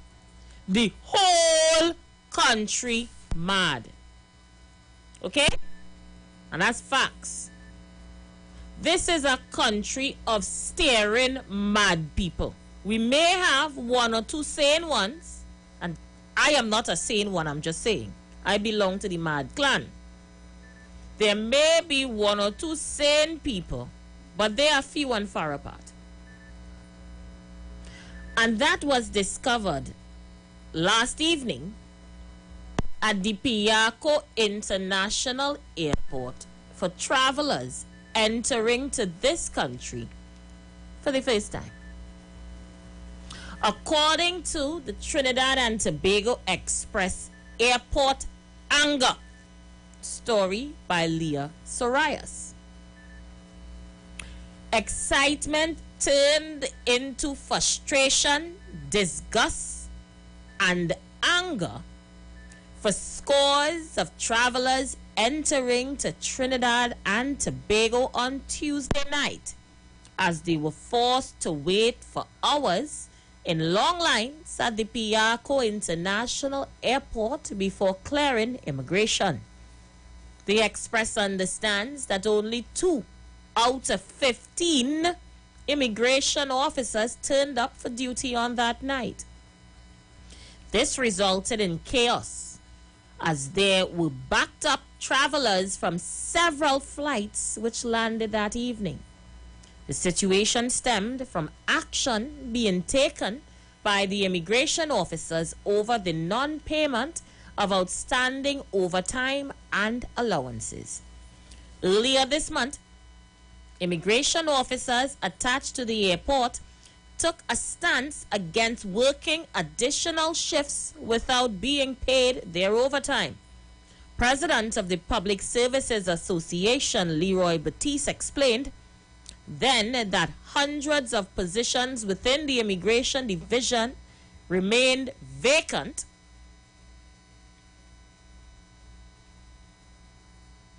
resulting in the immigration officers having to work extra hours. He also said officers had not been paid overtime since 2019, while some traveling officers who use their vehicles for work are still waiting for their allowances for 2022.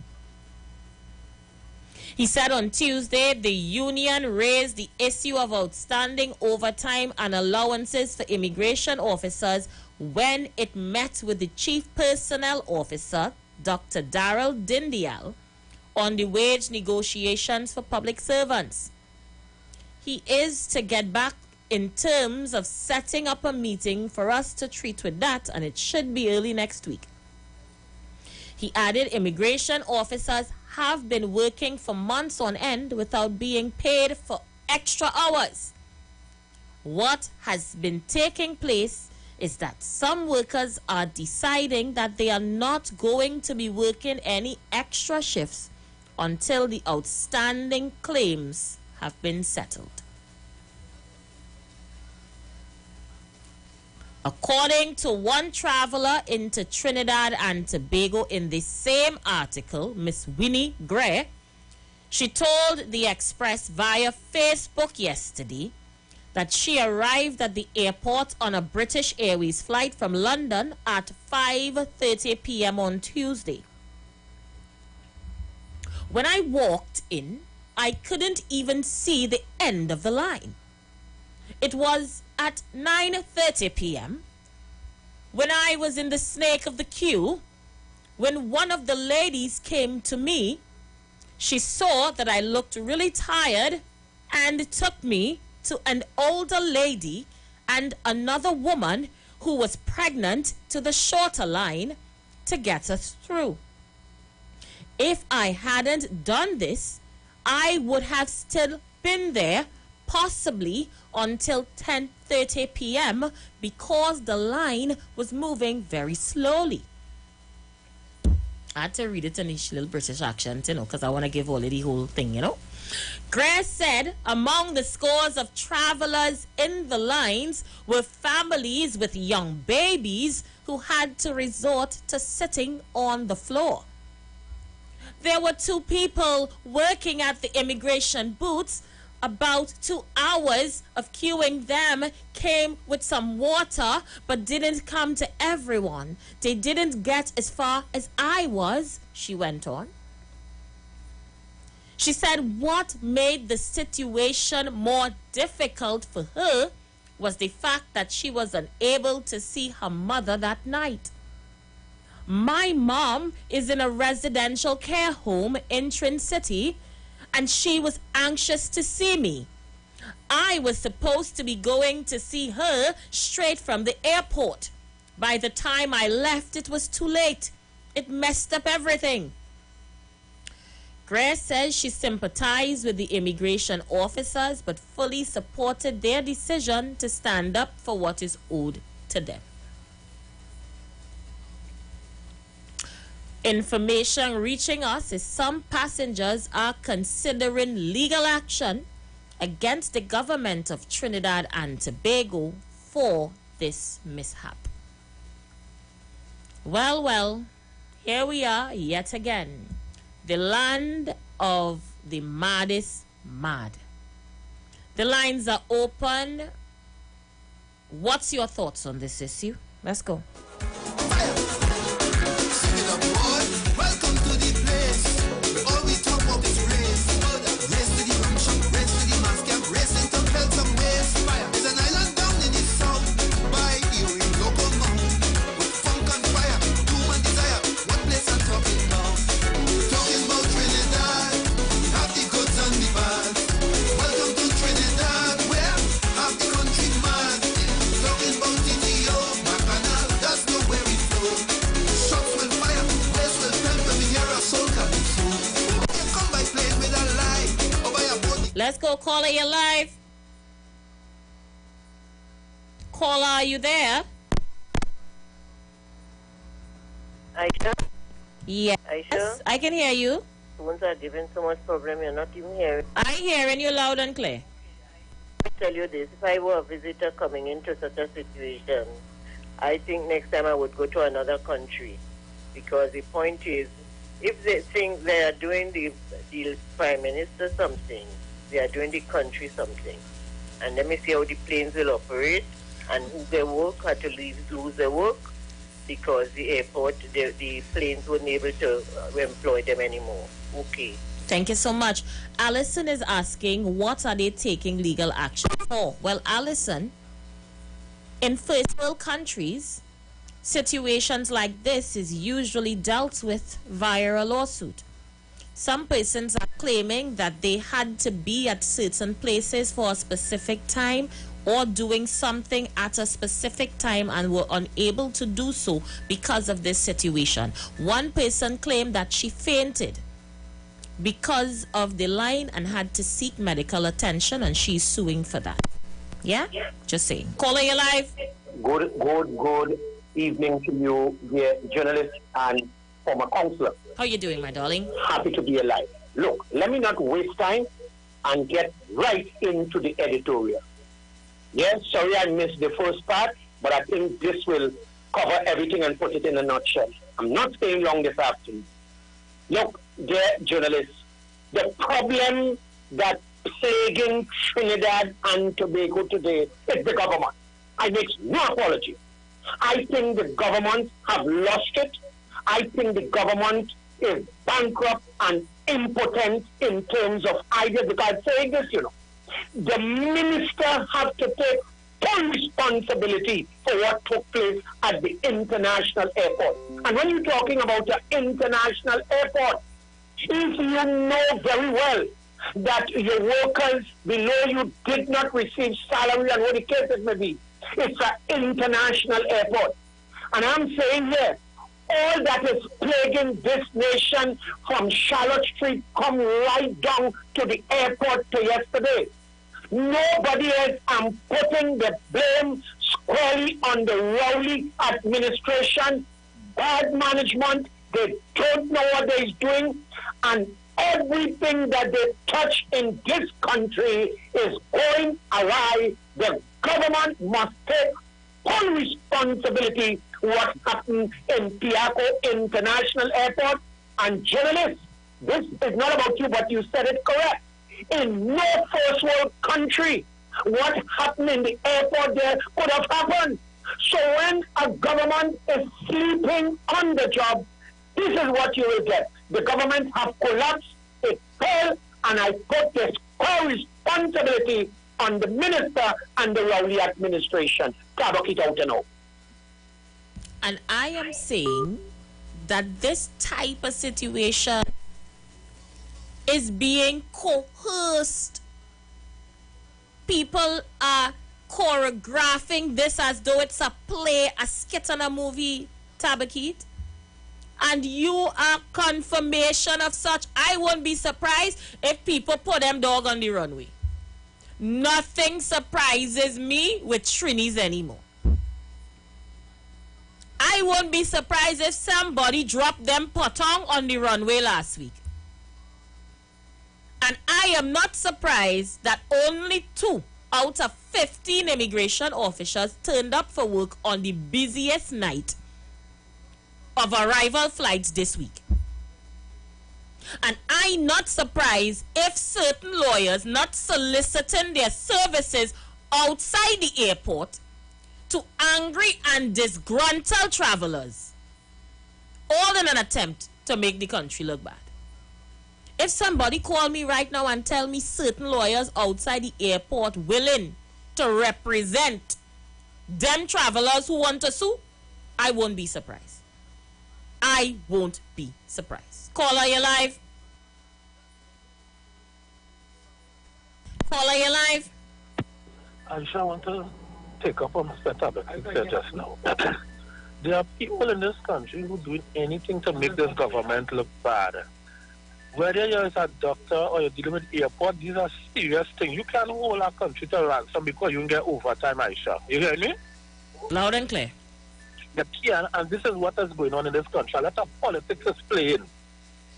This Tabaki them said these people are not saying they're not getting their salary, extra and overtime and all of that, and you want to hold a country.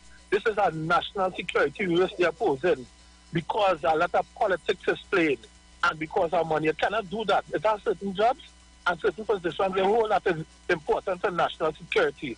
Politics is playing and the probably and them need to deal with this. Aisha, look, turn and listen. They feel be stupid, but we know what is going on. Thank you so much, Aisha.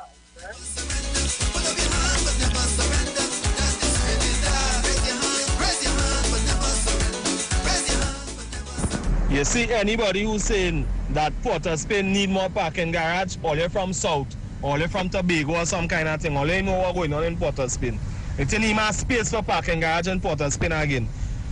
Port of Spain has one set of parking garage. All you know what you're talking about, it's a Richmond Street, right? That is what? It's a the parkade. It's a 2 on Richmond Street, that is the parkade. Government parking, I have our next one. It have another one at the bottom of the street, where they call that street by Abercrombie Street. Is Abercrombie by? Right after Unit Trust Day, it have one day it always empty. It have one down by Central Bank. That one always empty. That one big. Always empty. It have the one at the bottom of Frederick Street. Right? It have one in the middle of Frederick Street around by Woodford Square there. It have one up Henry Street. That is up by corner Duke and Henry, I think. Right? It have one, but it has so much of parking. Me know what you're talking about. And 90% of them parking and then they'll be empty. You understand? Because people parking up on the road. Let people go and park in the parkade, spend all your $6 and keep all your vehicles safe. Instead of parking on the side of the road and just congesting the place and have the place helter-skelter. All they want to talk about first world country, and all they doing nothing to bring the country to first world. I is a driver, and I say bring back the record. I get a record already. I go until legal aid. I mean legal aid, legal affairs. I think it was legal affairs what used to be done by courts. And I get a record.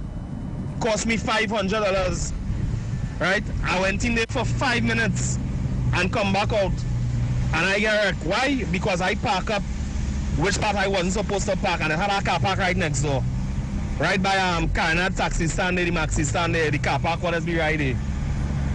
I didn't want to go in there and I parked opposite the legal place there so I could run out and run in and jump back in my car. And that cost me $500 because I didn't want to pay $6. You understand? I look for that. Bring back the wrecking so it won't have such a lawless parking.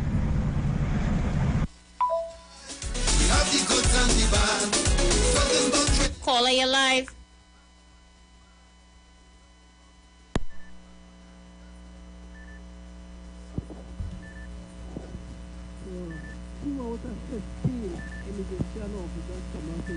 Because we're complaining about overtime. Now, all you know, overtime has a process, right?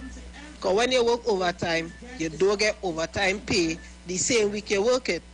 In the government establishments, when you work overtime, you fill out your forms, you apply for your overtime. Within a week after working the overtime, because they are forms, and you submit it. Now, most Trinbagonians don't fill out overtime on a weekly basis. They just wait till 2-3 months of working overtime, fill it out, try to run to get it signed, because all that's part of the process, and then submit it, try to get money in a bulk. So the people who complain about getting overtime payment, ask them when they submitted and for what period they submitted it for. And how soon after the worker did they apply for it. There's a process. Everything has a process. Now the bureaucracy may not be perfect.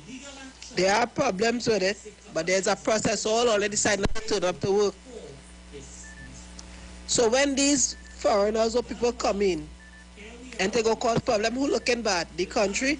What caused it? The government? The government? But they go blame the government head? People again. People is the problem. Now, if the government, and this is what I talk about political cojones, follow the rules of law when it comes to labor, every immigration officer stayed away from work shall be terminated. Hire new workers. Because if you're talking about fairness and the judicial process, all it didn't follow judicial process when all it take that type of strike action in an essential service to the country that could cause chaos and panic. The rule of law, apparently, only people is only want to follow it when they could benefit from it. They don't want to do the right thing or no. But when they get caught doing the wrong thing, they want the rule of law to suddenly suit them, save them from the criminal deeds. This is the problem we have in this country. Again, people. And we need to have people in integrity with the political will to do what is necessary to call the recalcitrants and them in this country. Because there are many people, and the way people complain, because I'm sure a lot of these people is going other countries and meet long lines in airports and they don't complain because it's the process. Now, if the people in authority didn't do what's necessary to explain to people the situation,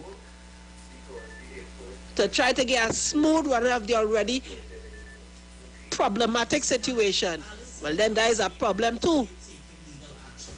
You understand? Again, people is the problem and the lack of political will to carry through on actions based on law.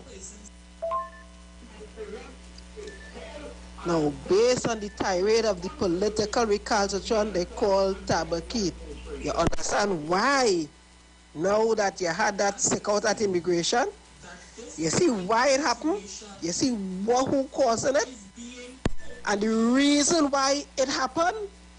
There are people in areas in government who are making a mockery of government institutions for political mileage.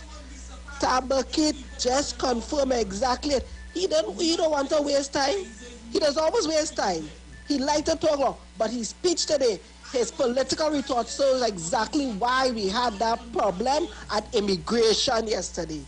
It was a political ploy, and that is a fact.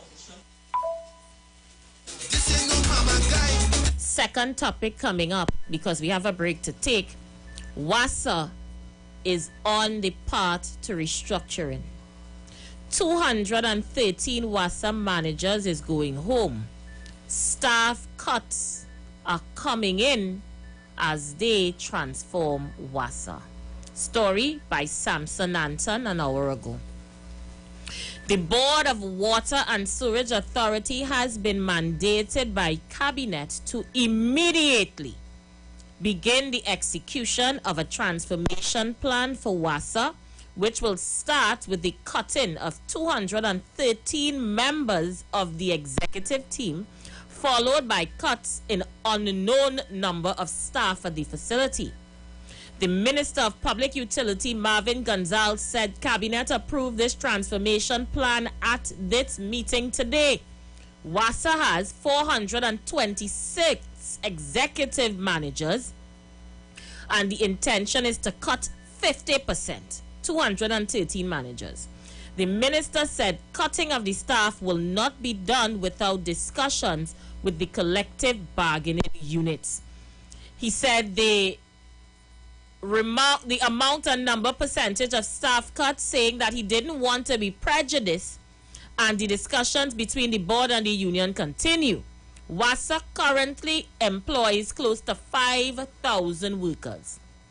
Gonzalez said there is a recognition that WASA is overstaffed and the voluntary separation agreements are likely to be part of the discussions. We're going to talk about that when we come back. I tell all you we were skipping through topics today. Plenty to talk. We're going to go for a break, and when we come back, immediate transformation at WASA, 213 managers to go home, and numerous cuts at the organization. We'll be back.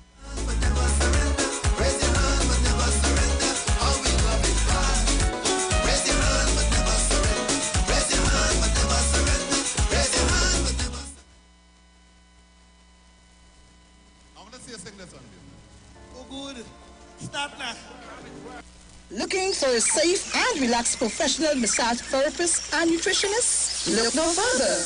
Nature's Touch with Empress Judy and Associates offers a natural approach to better health. Treat yourself to a professional massage therapy and nutrition advice in a safe and relaxed atmosphere. Rejuvenate your body, mind, and soul at Nature's Touch Therapy. For an appointment, please call or WhatsApp 1-868-398-8282 or visit our Facebook page. Remember, your health is our responsibility at Nature's Touch. Pastor Hannah A. Parbu of Holy Spirit Ministries will be live on the street 919 FM every Wednesday from 11:15 a.m. to 11:45 a.m. In the scripture, Matthew 19, verse 26, the Bible says, "But Jesus looked at them and said to them, with men this is impossible, but with God all things are possible." Pastor Hannah is here to motivate you, challenge you, encourage you to walk in your purpose and destiny God has for you. For prayer and counseling, call Pastor Hannah at 728-5197. Better vision for your physical eyes, and through the eyes of faith, let healing arise in your mind, body, and spirit.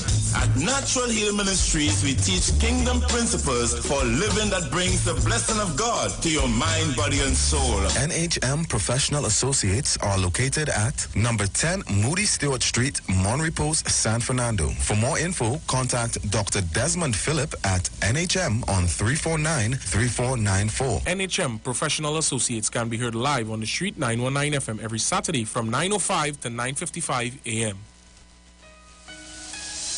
This is the voice of Tuesday, Seventh-day Adventist. We are preaching Emergency Alert broadcast, which is from the Tuesday, Seventh-day Adventist Church. We will be featuring voices of brethren from different parts of the world, preaching the gospel, preaching prophecy as it relates to current events and the ending of the world. Listen to us on 91.9 FM every Sunday from 9:05 a.m. to 10 a.m. on Sundays. May God bless you as you learn the truth. In Jesus' name, amen.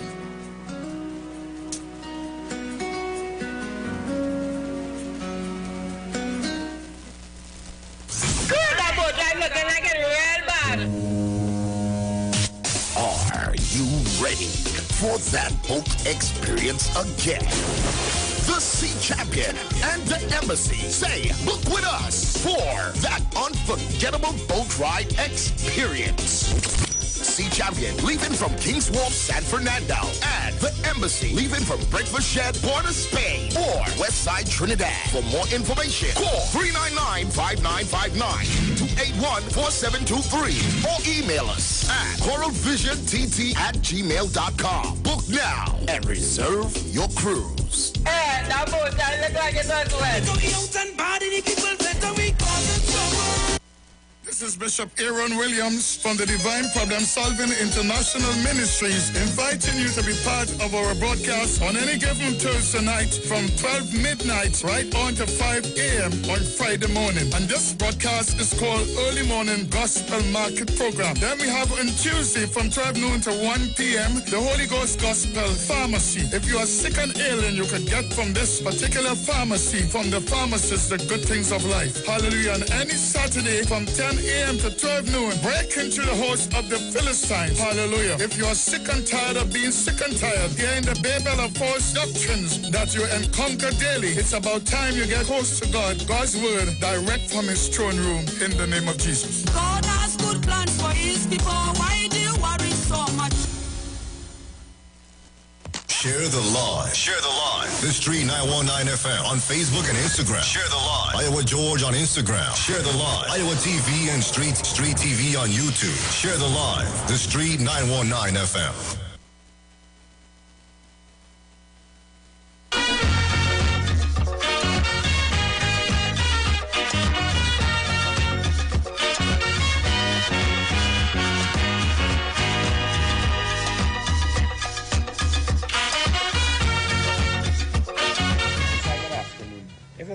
other country, that whole staff would have been on suspension.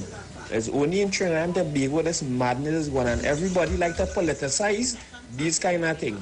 And Tabakit, go and sleep now, man. Good evening, Ms. Aisha. I'm ashamed. I'm ashamed this afternoon. As a public servant, Aisha, I solely believe that the government should do some restructuring. Send home some of them public servants. With the immigration office, send home some of them, give them the piece of packages and send some of them home. Because the government have been owing police, prison, and other agencies over time for 2015. And you have not seen those bodies chop down, put the tools on the table and say, here we're on. Let everybody, let the criminal elements do what they want with the country. Caller, you live? Yes, sister. Yes, brother. This is the same thing like the law association, you know. Because if the government do what everybody's saying, the same man who represented the people in the market, I'm glad you remember that and he was able to pull it up for my boy. Is the same lawyer is going to represent the same custom workers, and then it costs the state a ton of money. Listen, they might even represent the people who coming out the airport, the travelers. Wait until tomorrow morning, you might step and see. That is why, what do you expect? They support nothing, they want nothing to move.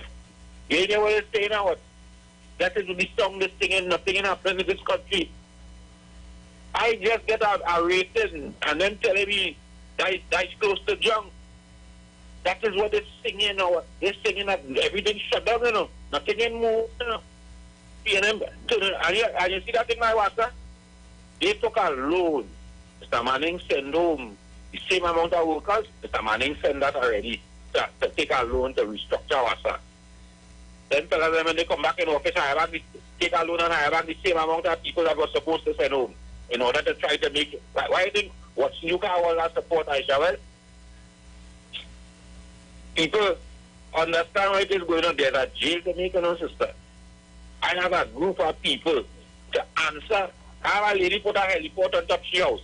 Waiting. If you becoming prime minister and you know that is a 5-year term, why would you put a heliport on top of your house? You have no intention of moving it.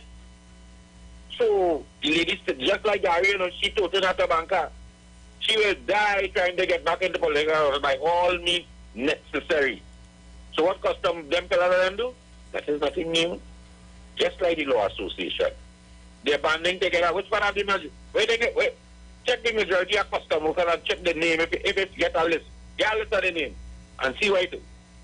That's why I tell you, one of the most corrupted institutions around the Tobago is this.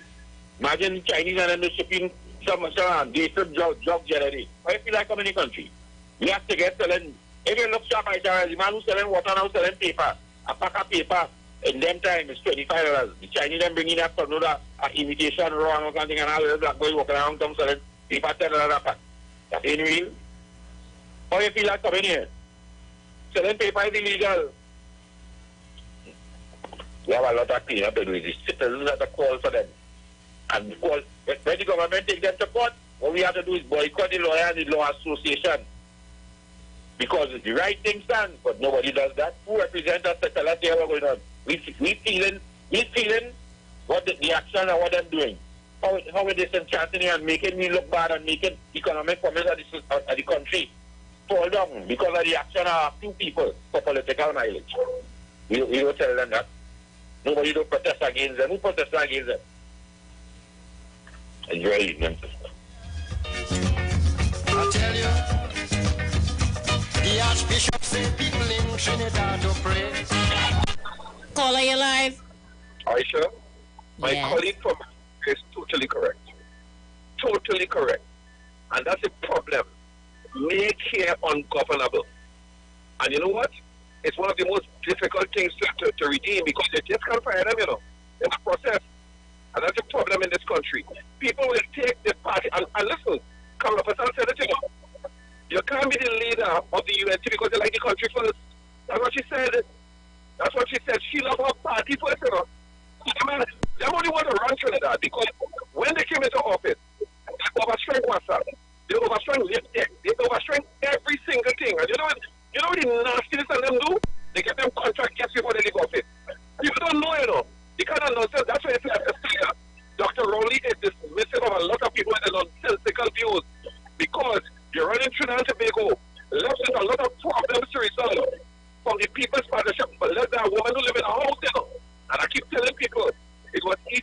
your house because it's easy to thief money, you know. Only you understand what we have here, you know. And the person waiting there with 19 seats don't support anything in the parliament and have the people out there with civil disobedience. So he's totally correct. Totally correct. And you can tell me, Wasa has 2,000 people less than the police service? What do people do it? Aisha Wells, good program. Thank you so much. I have a video to show you guys. You need to get on social media and see it right now. It's part of the breaking news. So a car almost toppled off of a road. Yes, a car almost toppled off of a roadway in Diamond Road, Claxton Bay today as the driver attempted to navigate burning debris on the roadway left by protesting residents. He had to be assisted out of trouble. The car almost toppled over with him in it as he attempted to navigate the burning debris left on the roadway by protesters. So sometimes when we talk about protesters irresponsible and they mashing up the roadway, this can be used as an example. Yeah? Man mash up underneath the car, boy. Sad. All right, we're going to go back to the phone lines. We're going to go back to your phone lines. Let's go. Caller, you live? Oh, good evening again, dear journalist. My dear brother. I realize Thursday evening the place is cold and you're bringing some hot chocolate editorial. You have the place hot this Thursday evening so nobody can feel cold. So let me go into another editorial. You're talking Wasa. Well, I want the people to take their mind back to what happened in Petrotrin. Nobody going home. And what is happening as we speak, a fly is on the wall. They already have their personnel from abroad. They're going to stage it and make it look like Wasa is bankrupt and they don't know what they're doing to send home the workers to bring in the foreign investors. As I say it again here this evening, dear journalists. You cannot tell me you're going to celebrate 60 years as an independent country and all resources, all state-run companies, you're now putting it back into the hands of the white people. 60 years as you celebrate. And now as I take my leave, because time is short, what you're doing, you're going to have mass unemployment on the east-west corridor.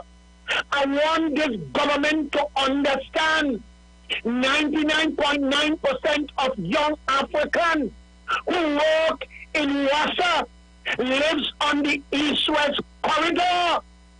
I have news for the Rowley administration. It's just a matter of time the writing is on the wall. But the big thing with Wasa, they have the foreign counterpart. They send the prime minister and the minister. They got the foreigners to take over Wasa, and they're going to send home more than 500 Wasa workers. Or you take that PNM in all your pride. Tabak it out and off. Lord. Put a hand, Lord. Tabakit, you always hear something. You's a good macometer, you know. You always get some gossip. Where you here? Caller, you live? Hello, good day. Good day to you. Hello? Caller, you live? Yes, sorry about that, Aisha, because I was barely hearing you. Aisha, let me rebound the lies from that gentleman who just called. Let me start by telling him, when Manin tried to reconstruct Wasa, Manin give people separation, people gladly took it. They get paid. When UNC came in, they hire back them and more. Put back Wasa in with the same problem and worse, with overstaff of Wasa. So don't get nobody no dotishness about that. And you're talking about and Petrotrin, they've sent home people from Petrotrin. Who running Petrotrin? Ghost? People in Petrotrin was paid off, and they hire back the people and them. The problem was that Petrotrin is the way I had was to do it within the laws of Trinidad and Tobago. That's how they had was to declare all Petrotrin debts that they had, because the refinery was sucking up at the treasury. The refinery was losing so much money that the little bit of money that Petrotrin was making, that was sucked up, and then they still had to take money from the treasury and pump into Petrotrin. They cut off the refinery, and here it is, 59 point something $million that the company that they have running to get gas for Trinidad and Tobago has made in profit. And the other section of Petrotrin, which is Heritage, they're making one set of money. Before, when Kamala was running it and Kevin Ramline telling me that the refinery have a problem in Petrotrin and refinery losing money, and Kamala and them knew about it, they did nothing. They keep kicking the can down the road. You know why they did nothing? It's because they're studying to be road back in again, and the country are losing money. So while they're taking money from NGC, spend it out $16 billion, they use out all the money. So that is why when Dr. Rowley came in, it was that gentleman who was the central bank governor was happy to tell us there's no money to pay public servants.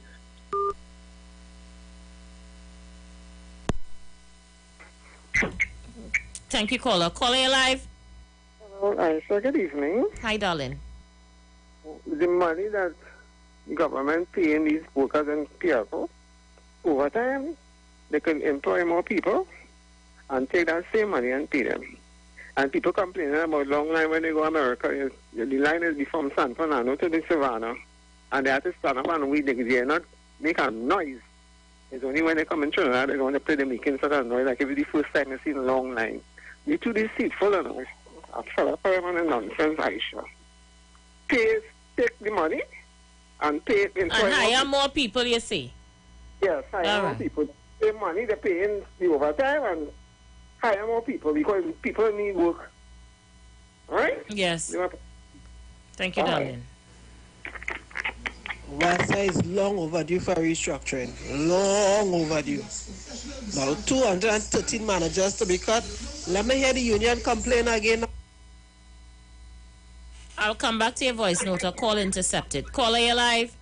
Aisha, I'm so grateful for the caller who got cut off, because you see Tabakit and they are not good people, you know.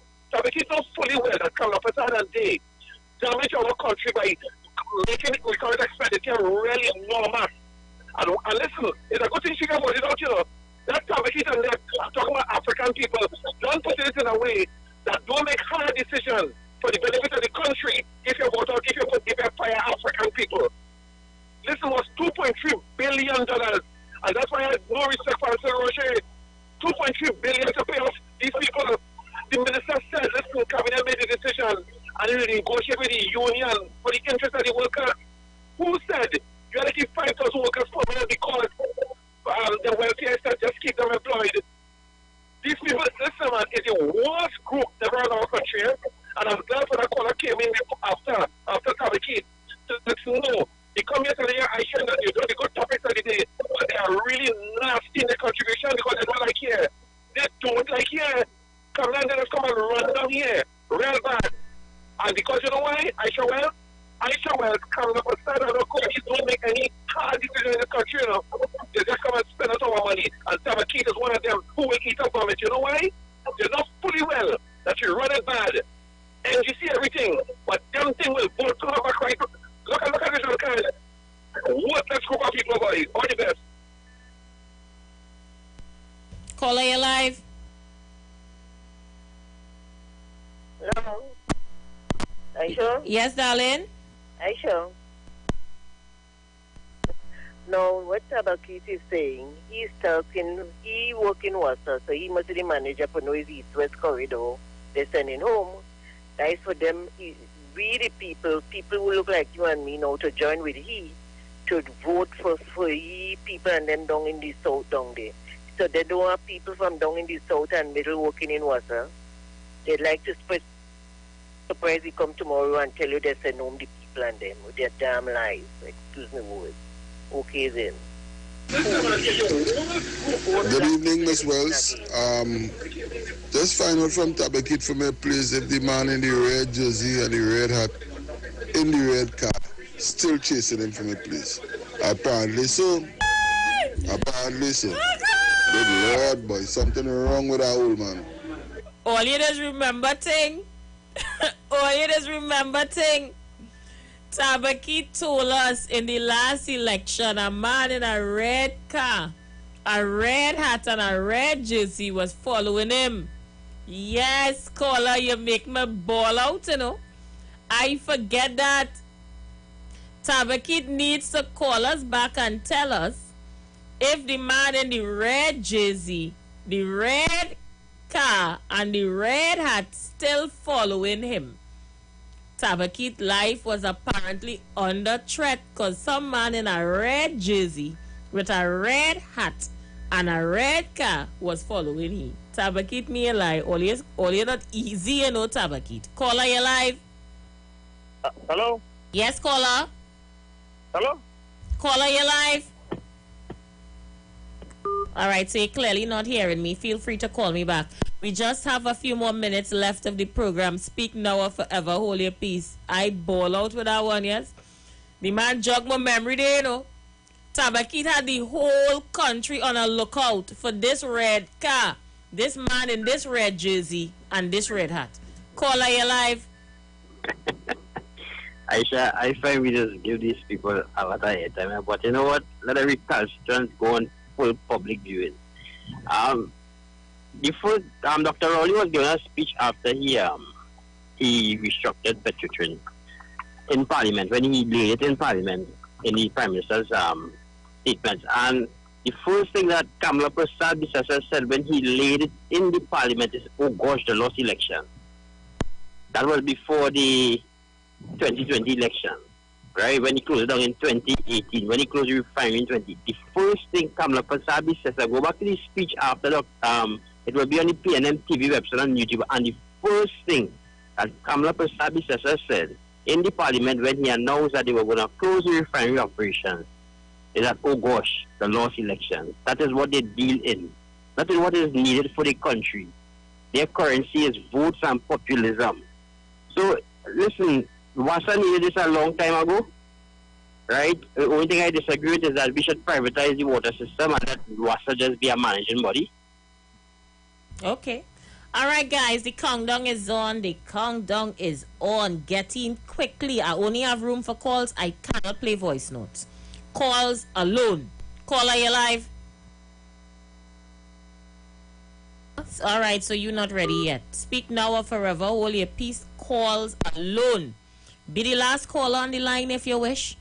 But I have no time to play voice notes. I will take calls. Caller, you live? I will forget red car and I will jam them back. But Tabakit, whatever happened to the man in the red car who was chasing you? Let me tell you about the red car now. 7 years the Rowley administration is in power. And for the 7 years, all they did is close down every living entity. And every day hear them, Kamala UNC camp. Well, if all you cannot run the country, then call back the Prasad Bisasa administration to run the country from 2010 to 2015. They was not sending people home. The Prasad Bisasa administration was a caring administration. The Rowley administration for the last 7 years get people power and power, and they're shutting down to the white line in the road. I want to tell Mami, Barataria, PNM Jama, hear me, the writing is on the wall. Come 2025, and you see this local election, all them people are sending home. We hitting all your three from left to right. I say all them malabundance. This is the worst administration Tabakit out now. Keep you really off, yes? Because up to now you can't tell we about the man in the red car that was chasing you in the last election. You had people on the lookout for this man. You say you make police report, and everybody was on the lookout for this red hat man in this red jersey who was following you. And now all of a sudden, no man, that gone out the window. Look, if me and Lavoli I lie, yes, people, we have come to the end of today's show. I would like to regain the last piece of sanity that I have, because I don't have much. I would like to hold on to that. So I have to go home. All right? Normally, when I leave here, I just either had to take a Stag or 2 Panadol. And I figure I go take Stag and Panadol after this show. So people, until tomorrow we have a guest that's going to be in the building with us. We have Norris Man. Yes, Jamaican artist Norris Man is in Trinidad, and he's going to be in the studio with us, all as we celebrate Emancipation Day. We're going to be talking about consciousness and music and the message to the young people. Remember, we talked about that a few days ago? Well, we'll be emphasizing on it tomorrow, so you don't want to miss tomorrow's show. Make sure those numbers are big on the live tomorrow. Jamaica will be listening. Jamaica is locked on. I go in and take my Stag and my Panadol and try to ease my tension. Too much, always too much. The views expressed are not necessarily the views of the management of the Street 919 FM. Everybody right now, put your right hands in here. Put your right hands in here. Wait for me. Just wait for me. Just wait for me. You ready for me? Give me the pose first. Let me go.